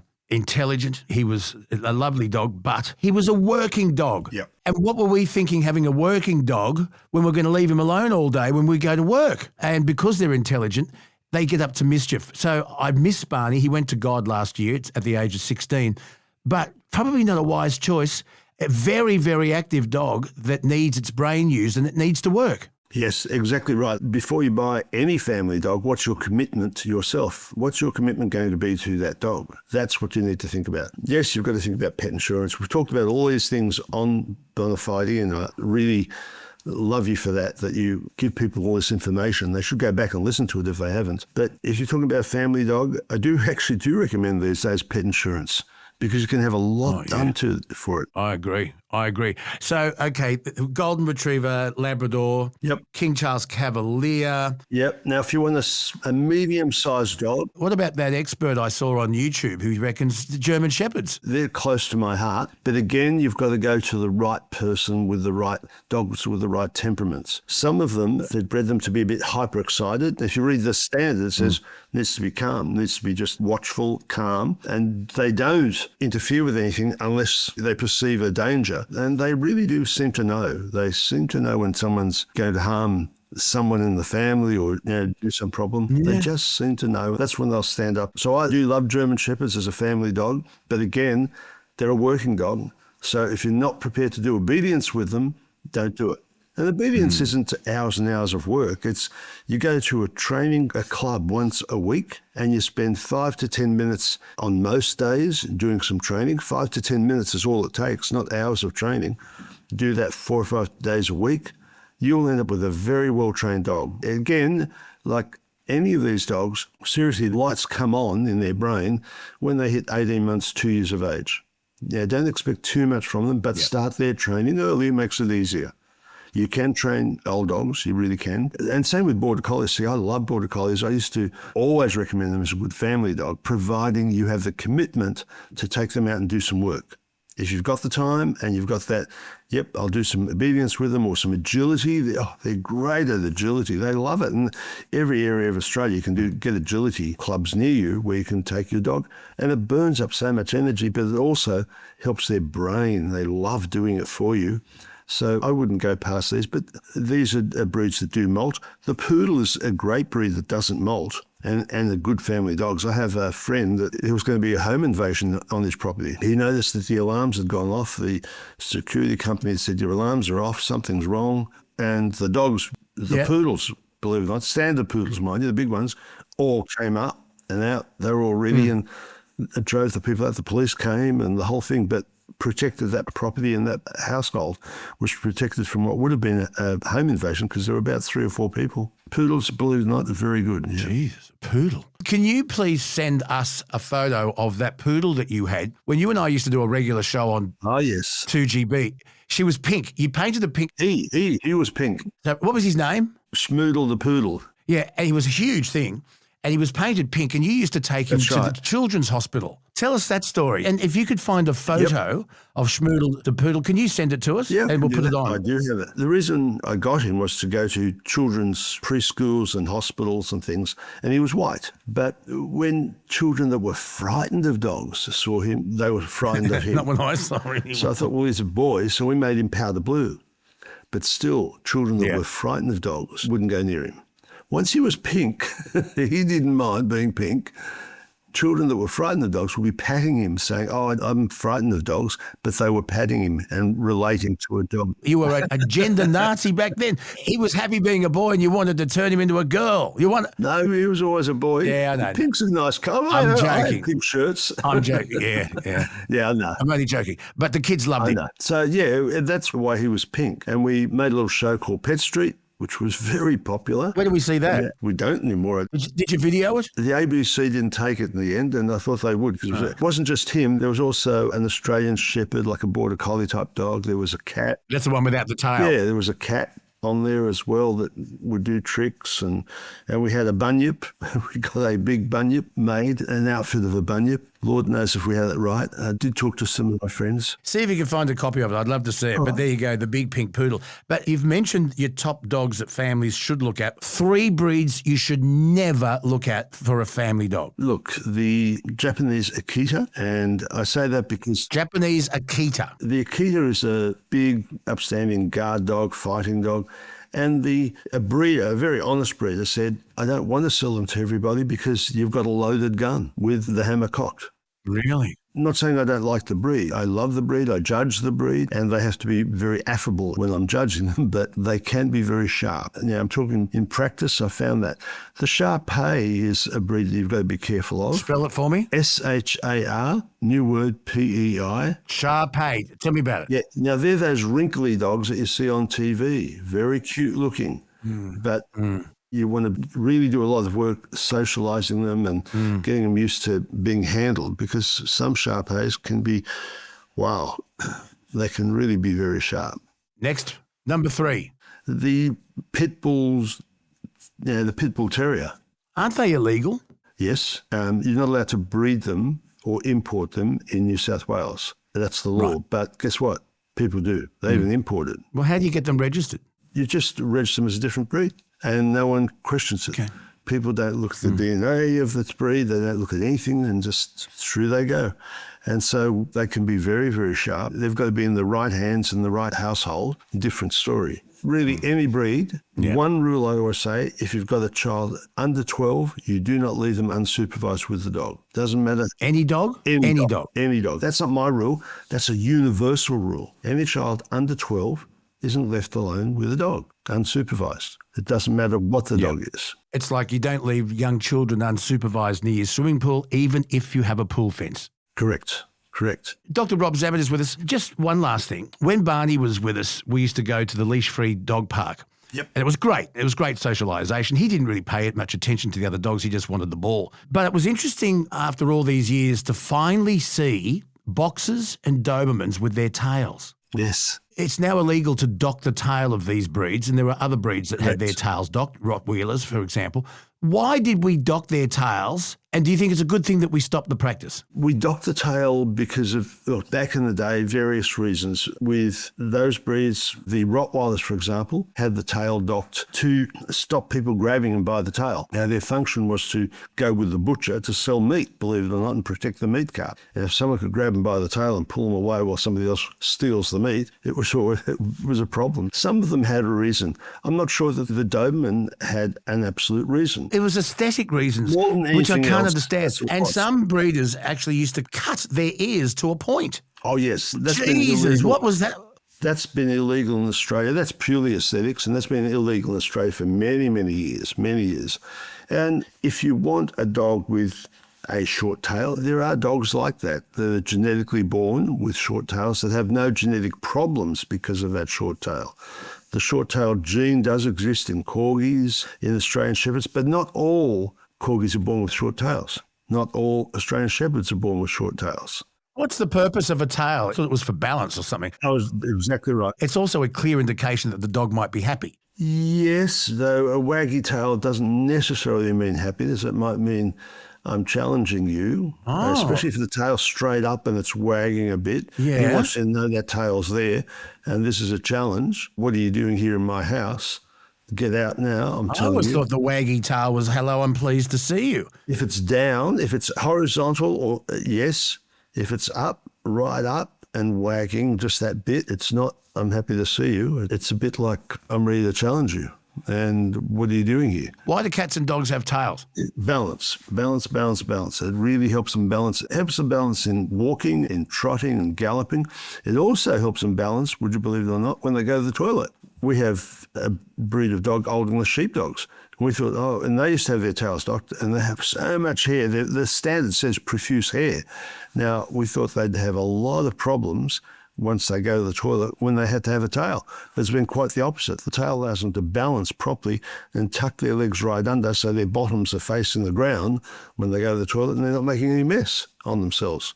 No, balance is important in, a lot of things. When a dog does its business, particularly number twos, you often see them scratching with all fours Are they burying it or No. are they spreading a scent? Spreading the scent, territory. They're saying, this is my territory and I'm spreading it even more for you. So you know this is where I've been. Yeah, this is territorial.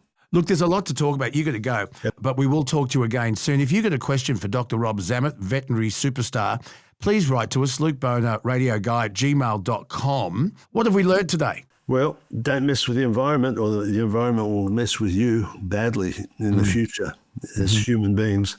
That's probably the biggest thing. That's the biggest one. That's the message. Don't muck around with the environment. And look at this story. Just Google 14 Canadian wolves released into Yellowstone National Park. It is the most amazing story, and it just is absolute proof that Mother Nature does know best. Dr. Rob Zammit, can we say goodbye to August? Augie, come on, Come here to me. Up you go. Get behind. Up. Here we go. You're the kissingest dog I've ever had.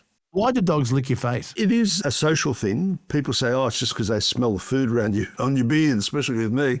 But no, look, he'll do it anytime. He's just a very social saying, I love you. He's actually saying, I'm the boss. When they're very young, they do it because they do it to the mother, and it entices the mother to regurgitate food for them to eat. But at this age, it's just, yep, you're the boss and I love you, and we have that relationship. Why do some German Shepherds have a very curved back? They almost kind of have shorter rear legs and the back is very curved, and some don't. Curvature of the spine is a lot less now. You'll see that the breeders saying, no, we don't want that. They've gone back to a normal level top line. You'll see a lot less than that. It was a fashion, and there's a saying that form should always follow function.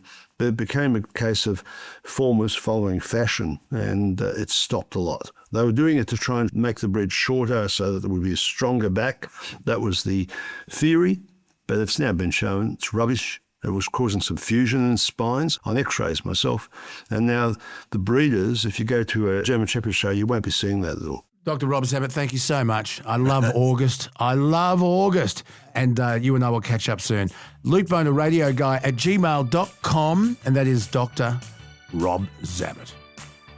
Some fun in the man cave around the corner with the Vice Captain and the Millennial.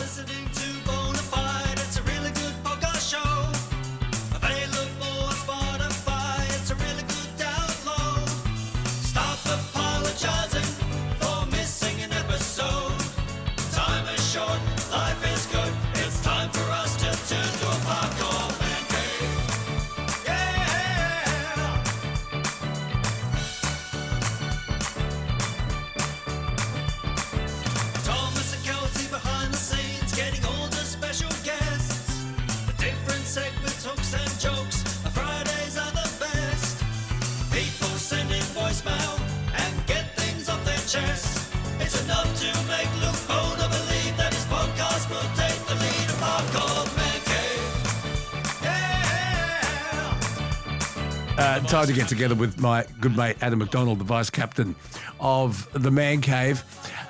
He was out of action last week because he was at a trade show. Adam is the General Manager of All Bids Auctions and star of the TV show Aussie Pickers. Vice Captain, welcome back to Where You Belong. Where were you? What did you have to do? So it was they call it an aged care expo. So they have, stalls about retirement villages, asthma machines, mattress like orthopedic mattresses.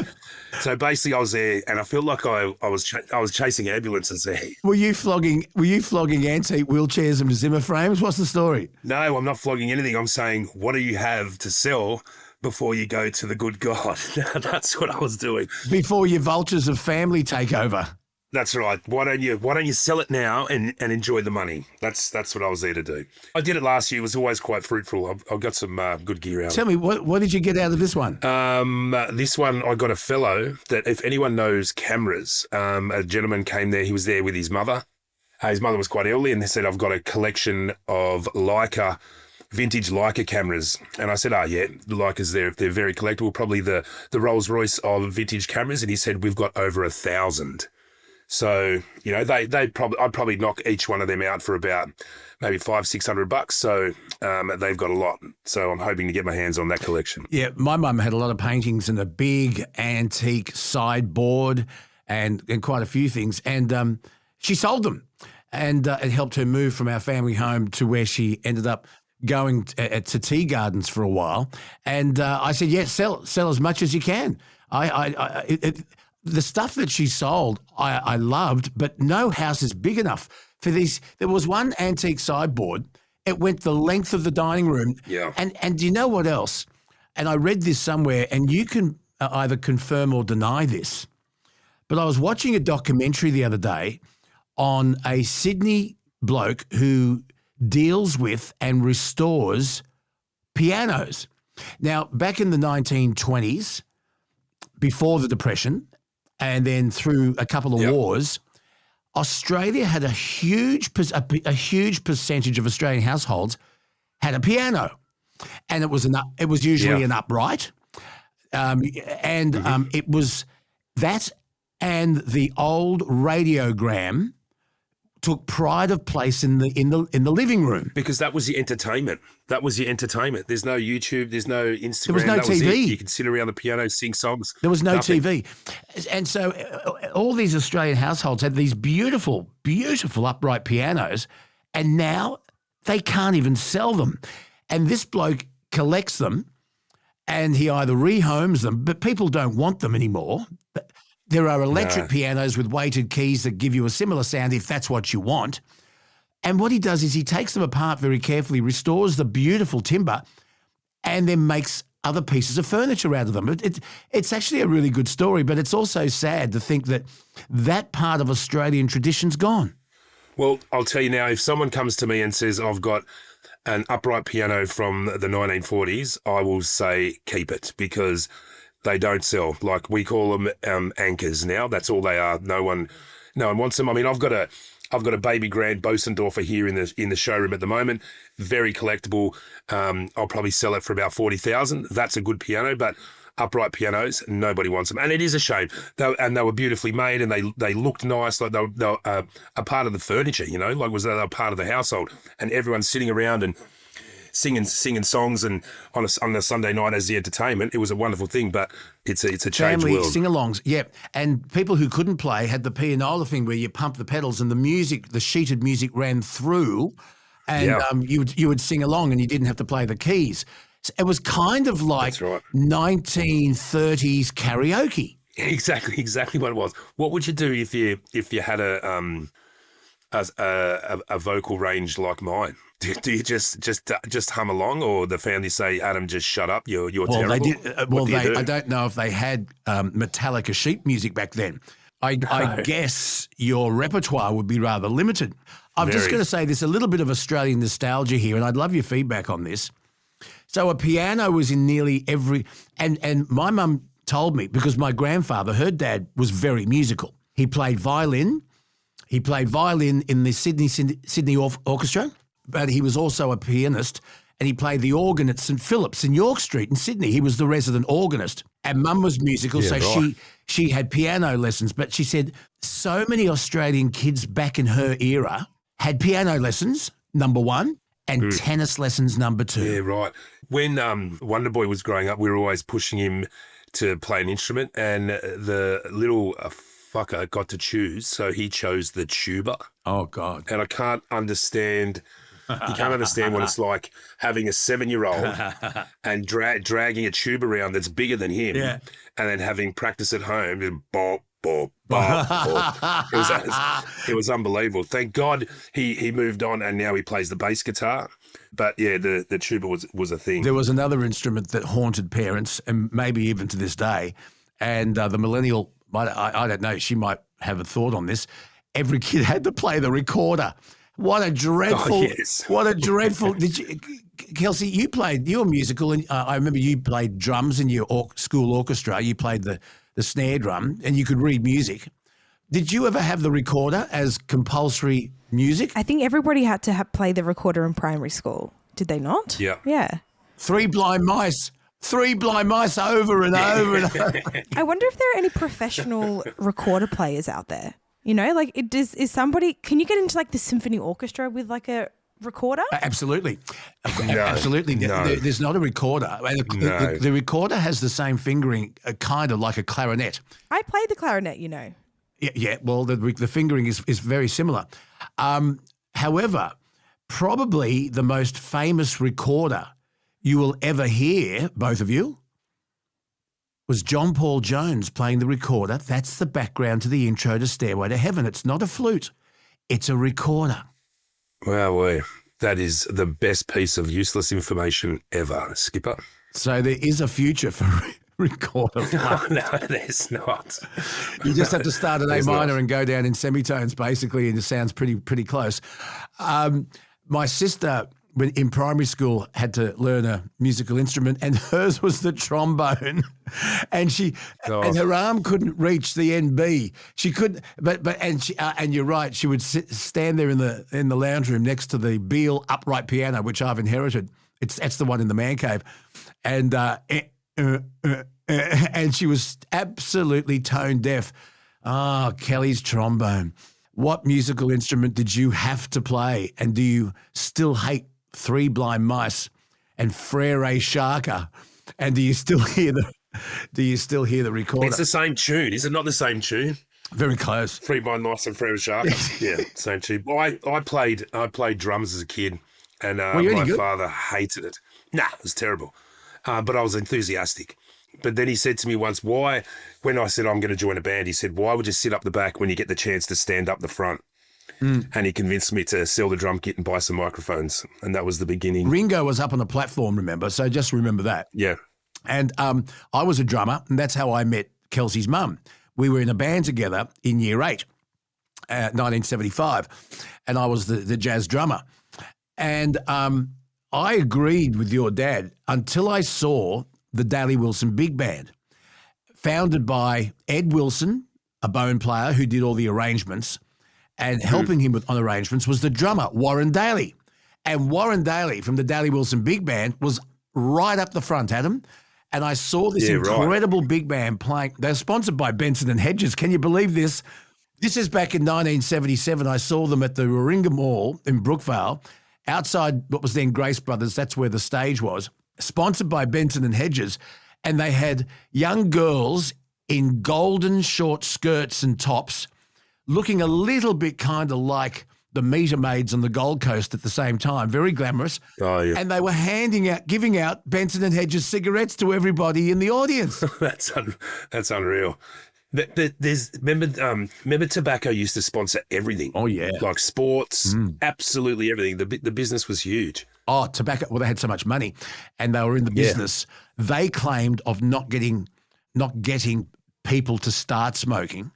Their narrative was, we just want existing smokers to change brands. That was the narrative.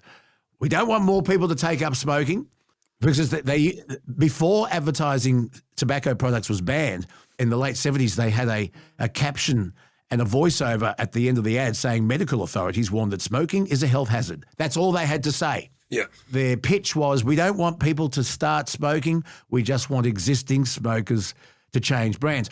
And if you look at, I'll tell you a bit of trivia before we move on to other things. Having lived in Bathurst for quite some time, you look at the Bathurst 1000 and, you know, you had Peter Stuyvesant sponsoring Alan Moffat and the RX-7. Of course, Marlboro, major sponsors of the Holden dealer team. It was the Holden Marlboro dealer team. You had the Ford Sierras. They also were sponsored by Benson and Hedges. The JP Player BMW 6 Series with Jim Richards, JPS. I mean, the sponsorship was everywhere. And then they brought in the ban on tobacco. Peter Jackson was that a big brand? Anyway, Peter Jackson, absolutely. I think Glenn Seaton had a Falcon sponsored by Peter Jackson. And so anyway, the Central West, Bathurst, Blaney, Oberon, that area's phone book came out the next year. And on the front page was an aerial shot of the grid about to start of the previous year's great race. The whole phone book had to be recalled and redone because blazoned across every bonnet on the grid was a cigarette logo. And they had to and they had to cancel the phone book. That's unreal. I find that major fuck-ups like that where they have to just go, we have to pull it, we have to do it again, is huge. Like, I'll tell you a story. How old do you reckon Wonderboy was when I first started here? He was very young. He's in primary school. 11. Yeah, so 8 or 9. Yep. So Wonderboy last Thursday graduated year 12. Oh. He got his HSC. Wow. Friday he turned 18. Oh no. And yeah, it's been a big week at the McDonald in the McDonald family. But we went to his graduation, and they all get a yearbook. Wonderboy's best mate is a young Greek man. His name's Aegean, and they spelt his name wrong in the yearbook. Oh no! And he was fucking livid. He said, "How hard is it? Like, you can check my detention slips, you can check my tardy slips, you can check everything that's got my name on it." But then they all got a sash, right? And you get a sash it says Dulwich Hill Performing Arts High School and Design School, and they spelt design wrong on the sash in the embroidery. So they've gone and made these sashes for all these students to graduate, and there's a fucking spelling mistake on it. Oh, that's like I can't fathom how that would slip by. Even the guy that's typing it in to get the embroidery machine going would think that's not how you spell design. Oh, no. And you would think about it like, so all the kids are up in arms. It's a wonderful thing. But just on Wonderboy, what we did on Saturday night, we got a private dining room at Barangaroo Casino. We went and there was a theme. Like I think there was 15 of us. There was a theme. The theme was Ocean's 11. Mm-hmm. So we're all suited up. We're in this private dining room, and then we went upstairs and we hit the tables. It was the best night of our lives. We had an absolute blast. Actually, I picked it pretty well because you started with me on Triple M soon after I started there. And I would have been there 10 years this year. So it was 9 years ago, 8 or 9 years ago. There you are. Yes, so he would have been 11. Adam, please tell us you have some photos of the 18th birthday. Oh, yeah. That sounds epic. I'll show you. But me and Wonderboy all suited up. I had a bow tie. He looked real sharp. It was a great night. I just want to segue because I'm going a bit bing bong here and going sideways. So Wonderboy, I knew in primary school. He's finished school. He's now 18. Can I ask you this, brother Adam? Did you check every school report that came back? And there's a reason for this. Just go with me. I wouldn't read it in depth because I know what type of kid he is. It'll say needs to try harder, talks too much. It's just the standard McDonald's student. But I would just read down the A, B's and C's, and he would get maybe 1 or 2 A's, all C's. Like, he was a C student. Like, if he applied himself, he would have been a lot better. But he was there to entertain. Basically, that's what the teachers said. I had shocking school reports. Luke talks too much. His cavalier attitude will lead him nowhere. If he spent more time studying than he does concentrating on basketball, music, and girls, he'll be a success in life. All that sort of stuff. But talks too much. Was everywhere and is a constant distraction. He always wants to be the funny guy, would be in some of the comments. Yep.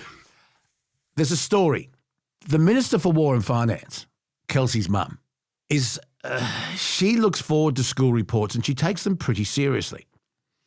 Kelsey's granny, Nikki's mum, never really cared much about the grades but really looked at the comments. That was her way of checking out school reports.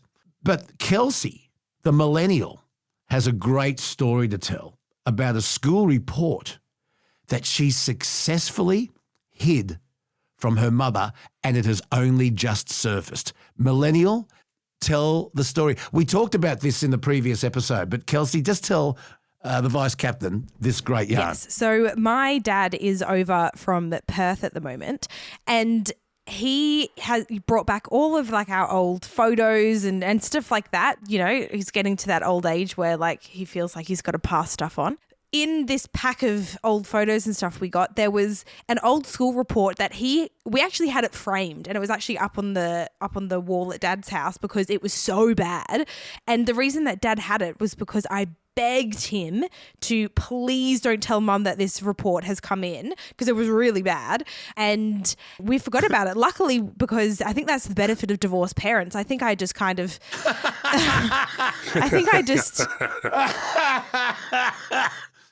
I think I distracted her. Honestly, don't know how I got away with it, but I did. I don't know how you But did. I'll just read it out for you, Adam, just because you haven't heard it. The one that was the worst was a geography teacher who I did not get along with. And we'll tell you why in a minute. We'll get to that. So this is what the comment said. It said, Kelsey has shown glimpses of pleasing work in geography this year. Not too bad.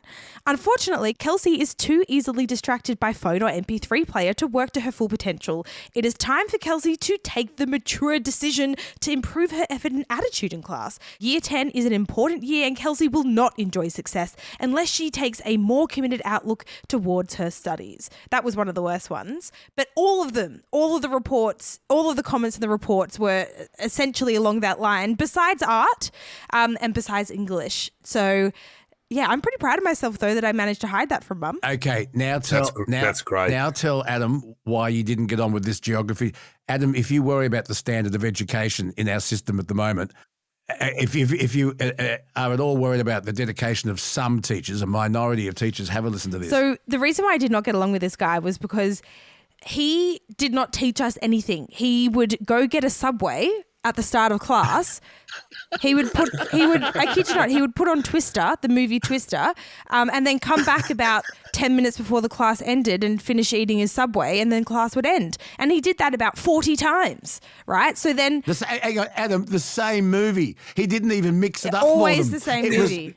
It was the Helen Hunt Twister movie, and he didn't... Yeah, I know it. Yeah, and the worst thing about it was, and this is what grinded my gears, was that when we all inevitably failed the geography test, he would get angry at us, and I would stand up and say, what did you think would happen? You just put on Twister the whole time. We didn't learn shit about Australian flora and fauna. Like, what are you talking about? It's your fault. And we just bickered. So I wasn't surprised about that report, but I did not want Mum to see it. Vice Captain, the worst teacher you ever had. The worst teacher I had him in year 9 and 10 for biology. And so what he would do, he would teach us about biology, he would teach us about evolution, and he'd teach us about, chromosomes and all this. But the last 10 minutes of the class, he would say, but forget all that. And then he would preach the word of the Lord and said none of that evolution happened. It's all God created everything. And so everyone would sit there and we'd be thinking about biology. Then all of a sudden everyone just look at each other and then totally switch off because he would start preaching the word of the Lord. But I'll tell you another story. I had an English teacher, a wonderful woman, Miss Rochester, for year 11 and 12 English. And, I talk too much, but she turned up at the auction house one day, not knowing that I worked there, and I'm on the rostrum, and and I saw her walk in, and I sort of nodded, and she recognised me, and so anyway, after a couple of hours of talking nonstop, I get off the rostrum and I go up and say, "Miss, how are you?" She said, "Very well to see you, Adam. I see you've made a living out of talking." And I said, "Yes, I have." And she said, "You practiced in my fucking class the whole time, didn't you?" And I went, "Yes." And she was more than happy for me that I actually made a living out of talking. It was great. Did your parents check your school reports? And did you ever get into really trouble? Like did you get grounded? Did you have things taken away from you unless you studied better and got better grades? No, my grades were okay. Like I was a B and a C guy. I could have been a lot better, and that's what all the teachers said. If he actually applied himself, and I mean, when I got to year 10, me and the boys sat around and said, should we leave and go and get trades? And I said to them, man, we can fuck around for another 2 years. Like we don't have to be adults yet. And we all said, yeah, sweet. And so we all decided to do year 12. But yeah, I mean, I got my HSC. Not that anyone looks at that shit anymore, do they? Unless you're going to go to university, nobody cares. So I was on the subreddit Australian Teachers. Did you know that these days teachers are giving guidelines on what they can put in school reports now? This is what the user Pelican Peak posted. They said, "My school has some ridiculous report comment guidelines which make them an absolute waste of everybody's time. My favorite guideline is that we aren't allowed to use any commas at all in our comments, even when not doing so makes the sentence grammatically incorrect. For 7 to 10 students, we must select sentences from a comment bank. Theoretically, this is a great way to reduce workload. Practically, these comment banks are outdated, not relevant, and create generic comments. What happened to a teacher's professional judgment? If I want to write my own report comments, why shouldn't I be allowed to do so?" So these rules were definitely not in place when I was in high school, that's for sure, because my teachers went ham in the comments section. Yeah, same. It's interesting how school has now changed. And there's a story in the Daily Telegraph today written by Darcy Fitzgerald, who was the national education reporter. And I just want you to listen to this, both of you, because I'm dying to know your thoughts. Apparently there was a push directed by the New South Wales Department of Education to encourage teachers to use non-gendered and gender-inclusive language in classrooms and workplaces. The Institute of Public Affairs has criticised this as indoctrination. New South Wales Teachers Federation recently published a magazine article urging teachers to greet their classes as epic humans. Good morning, future leaders. Welcome to class, intellectuals and change makers. Apparently, using terms as cherubs, friends and funsters are now creeping into the language. But cherubs? But cherubs, that's a bit creepy. But collective terms like boys and girls and even non-provocative guys are now out the door in a push for teachers to use more gender-inclusive language when addressing their class. Who wants to go first? Cherubs, I'll go. Cherubs, like, is not a cherub not a young naked angel? Yes, it is, I think, yes. So that's a bit fucking creepy to start with. I don't know. It's a brand new world these days. I'll tell you a story about Wonder Boy. He would get absolutely hammered for not having full school uniform from year 7 to year 12. Never wore full school uniform, whether it be a hoodie or a pair of sneakers or whatever. At his school, there was kids that would have ears and tails, and they're called bloody furries, and they were allowed to wear that stuff because that's them expressing themselves. So I would go into bat for Wonder Boy, saying if he wants to wear sneakers, that's him expressing himself. And there was this one teacher, I'm not going to name him, and he was an absolute prick, and he would write letters to us once a month saying, if you're financially strapped, we can pay for his uniform. And I wrote back to him, Wonder Boy sneakers cost more than your fucking car, dude. Like, it's not got nothing to do with money. He's expressing himself. He wants to wear kicks. On his graduation night, it was the first time ever he wore full school uniform. I'm talking black leather shoes and everything. And I said to Wonder Boy, go up to Mr. Whoever and get a photo and tell him this is the one and only time I'm ever going to wear full school uniform. And we did it. And we got a happy snap of Wonder Boy with his teacher in full school uniform. He shook his hand and said, see you later. But I don't get it. I don't get the whole guys like morning students, g'day guys, hey folks, whatever. I mean, cherubs and future leaders, it's all a bit of a wank to me. What do you make of this, Kelsey? You can't say good morning, boys and girls. Teachers have been told to watch their gendered language. I think I can make a case for these kids are going to be adults in a world where this is going to be probably more prominent. So, I mean, like, I guess educating them early is like is a good thing, I guess, to kind of get used to that. But not even cabin crew and pilots, when they address passengers on an aeroplane, they can no longer say, ladies and gentlemen, my name is... They've got to say, good morning, passengers. Oh, they can't even... Why do you get so worked up about it? Who cares? Like, if everyone's happy about it, then who cares? Like, I don't know. I would like to be called rock star. That would get me more motivated than... Good morning, girls and boys. Fucking oath. If my teachers want to pump me up for school every morning and call me master genius of the world, then I'm all for it. Yeah, I'm kind of with you there, Kelsey. It's no skin off my nose if I call you boys or girls or morning students or morning fucking warlords, whatever. You know, like it doesn't mean anything to me. It's no, like, I don't. It's not detrimental to me if that makes people feel more comfortable and more motivated. Yeah, let's whatever. But do it. I agree with you on the school uniform thing. I was a nightmare to my year advisor because and this is also the best thing about having divorced parents, is that everything would just be their fault. So I would wear Ugg boots to school and they would be like, Kelsey, you can't wear Ugg boots. I go, oh, my shoes were left at mum's house. Oh, my shoes were left at dad's house. Oh, so hard having divorced parents. And I would get off most of the time. I'll tell you a school uniform story. and I want to know if any of our listeners can top this.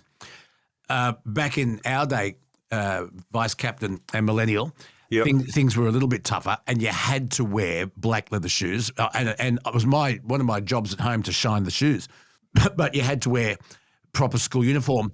And if you didn't have it, sneakers, you could be sent home. And this was back in the day.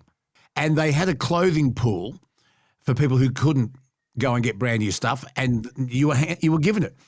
So anyway, the story is this. It's October 1973, and I'm in primary school, 6th grade, and I was part of the Sydney Combined School Choir, and we were singing at the opening of the Sydney Opera House. I sang for the Queen. I sang in the Sydney Combined Choir at the opening of the Opera House, 20th of October, 1973. And one of the choir members was also from my school, Narrabeen. It was actually Narrabeen Lakes Primary, they call it now. And I won't give you his full name. Should I even mention his first name? I don't want to. Well, anyway. Let's call him Steve. Okay, his name was Steve. And we were all lining up before we were about to get on the bus and go in. And we'd been rehearsing for months and months. We had 3 songs to sing. I forget 2 of them. One was the national anthem. We're lining up on the bus being inspected. And this bloke, Steve, had the long grey socks, but it didn't have the blue and red stripe at the top. They were plain grey socks, folded over at the top with a garter, but they didn't have the school red and blue stripe. He was not allowed on the bus. He didn't go. Are you serious? I'm 100% serious. They didn't even have the right socks in the clothing pool, and he didn't go. Can you believe that? That's so mean. I don't know why schools care so much about uniform. Like, get over it. I'm a fan of school uniforms in that it makes everyone equal. And Jacob went to a school, Mossman High, where there was no school uniform. It put enormous pressure on the kids and the parents to find something new and trendy to wear every have day. a school uniform, but don't get mad if they're wearing purple socks instead of white socks or whatever. Oh, no. No, I'm with you. But I like the idea of a school, and it gives you a sense of belonging. This is but my old-fashioned opinion. I think a school uniform gives everybody a sense of belonging to the school. So I actually am a fan of the school uniform. I also went to boarding school where you had to wear the right trousers, the right shoes, the right socks, and a blazer and your tie up until after lunch on Sundays because some families would visit. So you had to wear school uniform even on a Sunday, full uniform. But anyway, that's just me. I think school uniform is a good idea for the fact that, if your family doesn't have much, if you're at a non-school uniform school, you've got to have all the fresh gear, the latest clothes, the nice kicks, and you've got to be trendy. But if your family can't afford that, you get categorized as you're the poor kid because you're buying clothes from Kmart or Target and you've got KT 26s on.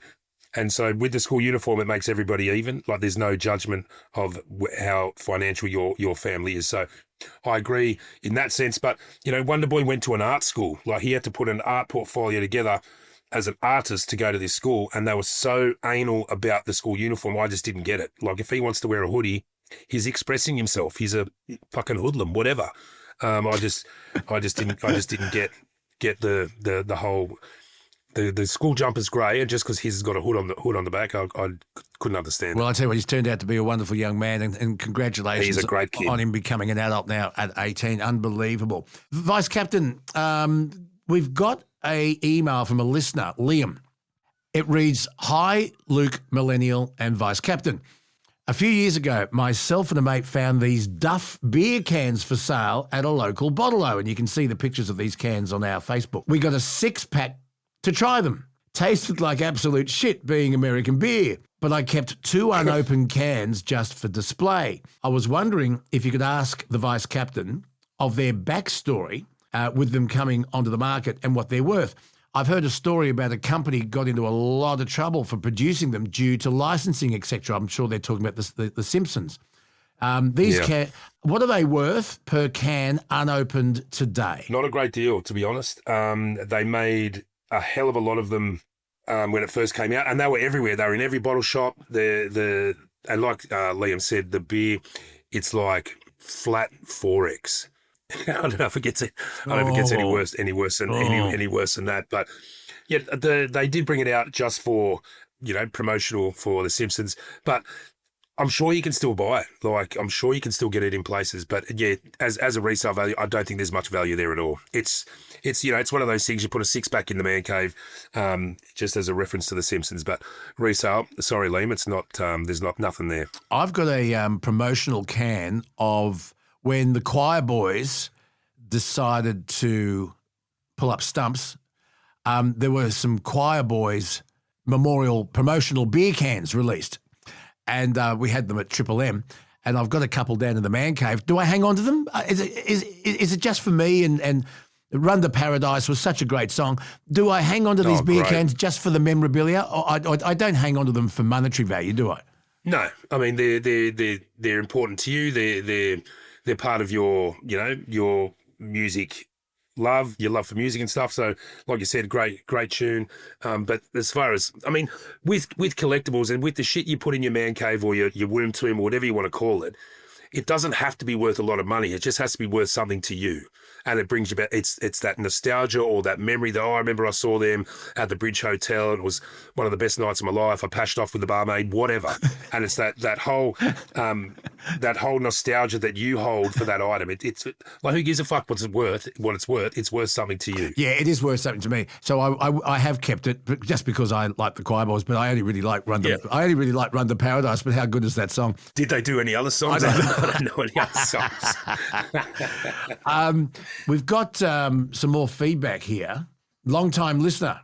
Firstly, I hear Adam saying he'd like to restore something like an old Gemini with the Boy Wonder. It'd be great fun.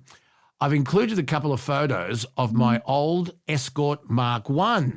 I've been restoring it and it's nearly done.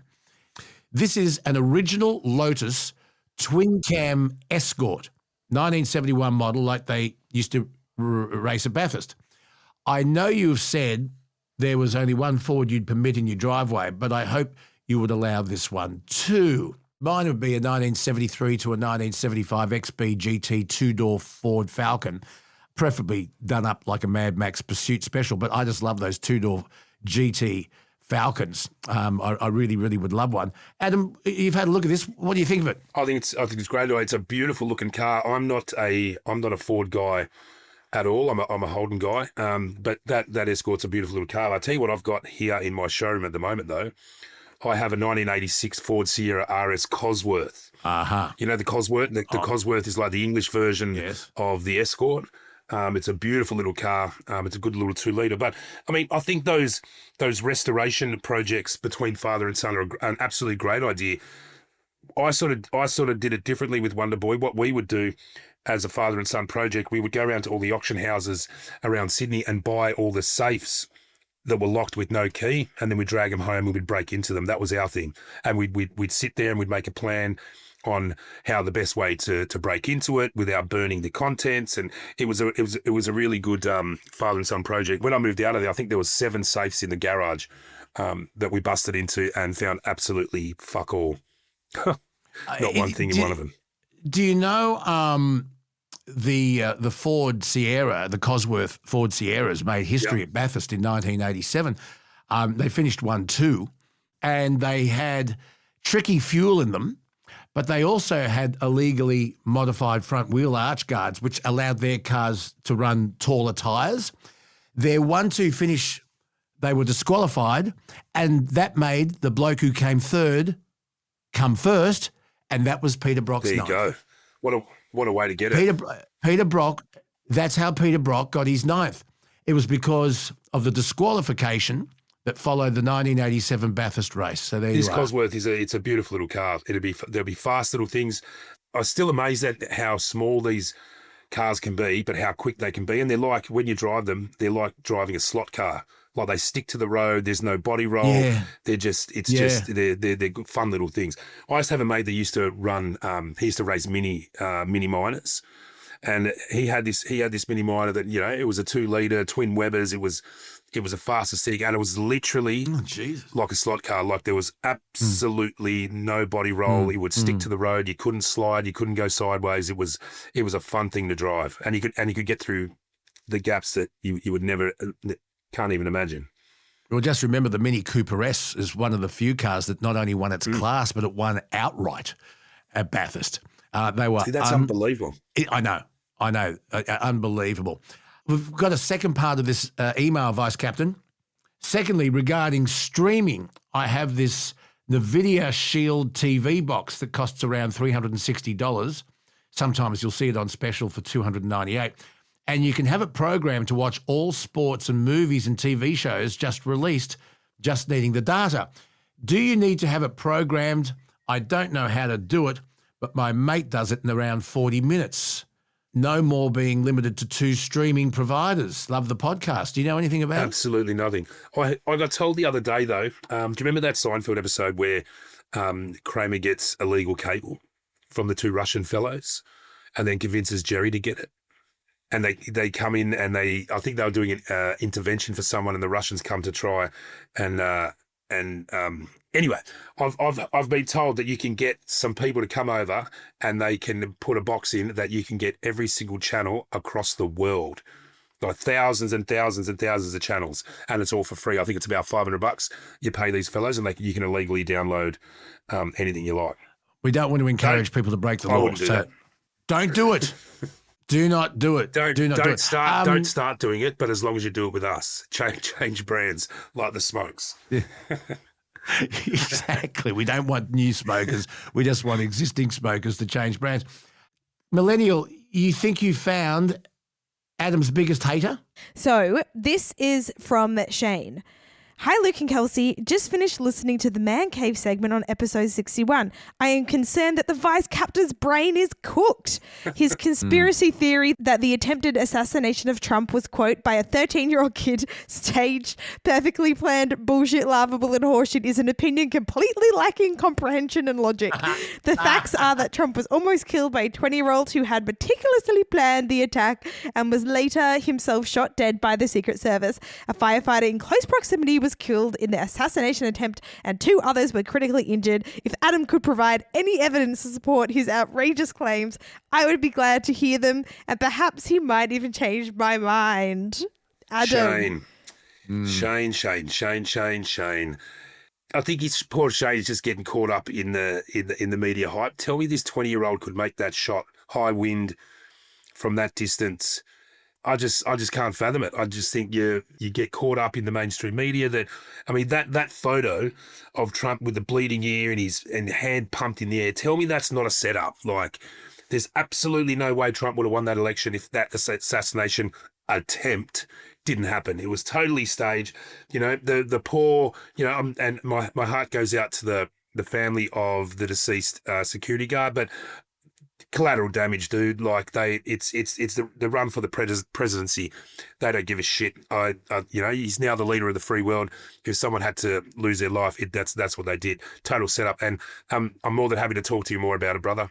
Have you heard the audio of the Vice Captain taking on Dr. Carl over the conspiracy surrounding the lunar landing, Kelsey? Have you heard this? No, I've heard about it a lot, though. I have not heard such things. He got hammered. The Vice Captain got absolutely. Surprise. I'm still not convinced about the moon landing either. I don't understand how there's footage of them, the footage of the first man standing on the moon. Who the fuck is holding the camera? It was on the leg of it was on the support strut of the Eagle pod. Yeah, right. How come we haven't been back? Adam. How come we can't make it back? How come How come? It's not worth it. How do you know you it's want not to spend worth our it? taxpayer monies roaming around a rock? You could. We can barely afford housing. It could be any sort of minerals.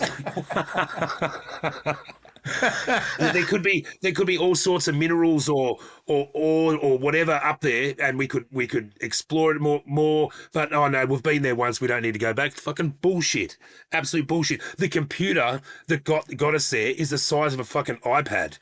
these days. Yeah, that's how clever they were. We've got it in our pockets, and Just but no one can go because back. you No one can don't make it back. understand something, just because you Yeah, don't no. understand something does not mean it's a conspiracy theory. Maybe you Yes, just it need to does. be like smarter. Oh, thanks, Yeah, Shane. read some more Yeah, books. read some more books, Adam. Righto, Shane's. Fuck's sake. Adam, last question, because this is a ripper. Kelsey's fiance, Nathan, I've told you this, is a lovely, lovely bloke, very clever, very gentle. Yes. Until he has a few drinks. No, it's more like 25 drinks. Okay, right. And I haven't seen this person yet, but Nikki has, Kelsey has on a few occasions. Nathan has an alter ego. And we are talking Jekyll and Hyde. Oh, yeah. They're not evil, but Nathan has another name. And when this other person comes out, it's Nene. Yes. And we were in Bali for Holly's wedding, and it came up in conversation, and my ears pricked up. I said, "What's this?" And Kelsey or Nikki said, "I wonder if Nene will come out tonight." And I said, "What's this? Who's Nene?" And then it was explained to me that Nathan becomes Nene. Kelsey, Yeah. describe Nene. Well, Nene is so different from Nathan normally, which is why he's got a name, right? Because he's so different to who Nathan is Yeah. 99% of the time. Like Luke said, Nathan is very gentle, very kind, very caring. Very thoughtful. Very thoughtful. It's definitely an alter ego for sure. I've got two. So Adam will go in stages. So you'll get Adam. Then I go into the boisterous, fun guy that we call Richie. And everyone wants to hang out with Richie because he's fun. Yeah, Richie. Richie Mack is his name. And that's No way. Yeah, that's the musician. He's a lot of fun. But then it gets late in the night and everyone's had too much to drink, and then out comes Carol. And now nobody wants to be around Carol because Carol complains. Carol's a bit emotional. Oh, Carol's a Karen. Yes, Carol. No, not quite a Karen. Carol is like a sad Karen. Is what it is, and sad. they'll tell you, I'm sorry. Carol will tell you, I'm sorry that in 1994 I stole your lunch money and all this. Like Carol doesn't come out very often, but Carol has been known to be there, and we're trying to shut Carol down these days. But there's definitely three stages: Adam, Richie, Carol. God, you're up there with Sybil. That's unbelievable. So who's the first one? Richie.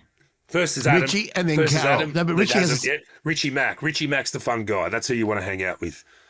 He's Richie everybody's Mack. mate. I just go from tipsy to bed. There's no in between. I'm just like, as soon as I get a little bit drunk, I want to go to bed. What's your Nene?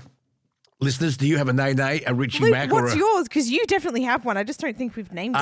Definitely. I stopped drinking spirits many, many years ago because I didn't like the Lukey boy that came out just with spirits. doubled the beer. But the beers, I just become quiet and laughing on beers. I don't get... Oh, you become a little bit jig happy. Like you get all jiggy. Where you want to dance really badly. I get That's jiggy okay. with it. That's okay. Oh, So see there's- the dancing before you say that, Adam. It's pretty horrible. Like Elaine. So I get jiggy. So there's Lukey boy and then there's Jiggy. Is that what you're saying? No, I think we need a better name than that. We need it. We need to name it. Yes. We'll have a bona fide Christmas party, and the goal of the evening will be to find Luke's drunk alter ego. But I got to tell you, if Led Zeppelin's Ramble On comes on, I lose it. Yeah. Carol's not coming. know. I really. Carol's not invited. Adam McDonald, Vice Captain, what do you got coming up? What have I got coming up? I've got a good little industrial sale that'll go up online next week. But have a look at carbids.com.au and have a look at that Cosworth. It's a beaut little car for all you Ford fanatics. It's a very rare piece of motoring. Have a look. Adam McDonald, the Vice Captain, great to just pop in and have a chat. Yeah, it's good to see you. We need to do this with a few beers one day and just see who comes out. See who's there. and we'll get Nene. We'll get Nene over and we'll get him on the. We'll get him. It's a surprise, always. It can't be planned. Oh, so Nene can't be invited. He's just got to show up unwanted. Yeah, but you have to be really sneaky about it, right? Because like Nathan is so ashamed of Nene that he tries really hard for Nene not to come out. So you're going to have to spike his drinks or something. Do you remember that movie with Sally Field, Sybil, about the girl with all the personalities? This is This is what's happening here. From memory, the psychiatrist in that movie was Joanna Woodward, Paul Newman's wife. Gee, it was a good movie. True story. Based on a true story. Sybil. So now we are. There's a little bit of nay in all of us. Have a great week, Vice Captain. Thank you so much. We'll talk again soon. If you've got something you'd like the Vice Captain to look at, if you think it's worth anything, send us some photos. Get in touch with us. Check us out on our Facebook. Thanks, Skipper. Thanks, Kels. Always a pleasure. Well, thank you so much for bearing with us. And the millennials going to get hammered on should we have different cultural courts. I didn't say we should. I just said let's keep an open mind as we look for solutions. No, you're stirring me up. Well, don't be so easy to stir up. You're a button pusher. I've just got my head screwed You're a on. millennial button pusher. Haven't you got a birthday coming up? I do, yeah, next What week. do you want? I told you I want a trip to Yorkie's Knob. Thought of the day. Well, I was doing some thinking about this. Look, for all of you out there that think it's your washing machine that's shrinking your clothes, I think it may be another appliance you have in your home. And that's your refrigerator. Okay, you actually need to get some better ones of these. Goodbye.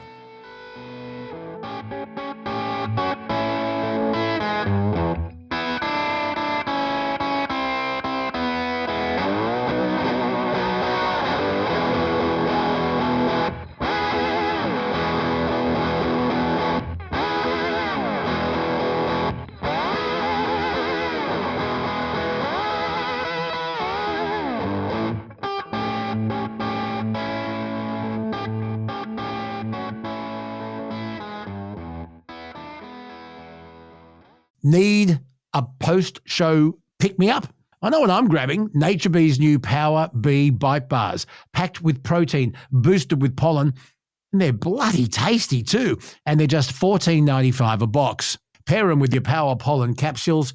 You're going to thank me later. You can grab a 6-month supply of Power Pollen for just $160, and they'll throw in an extra month and 2 bars of their famous pollen and honey soap for free. Nature Bee's got everything you need to keep energized all day, every day. Do not wait. The ultimate wellness routine is just a click away. Head to the description now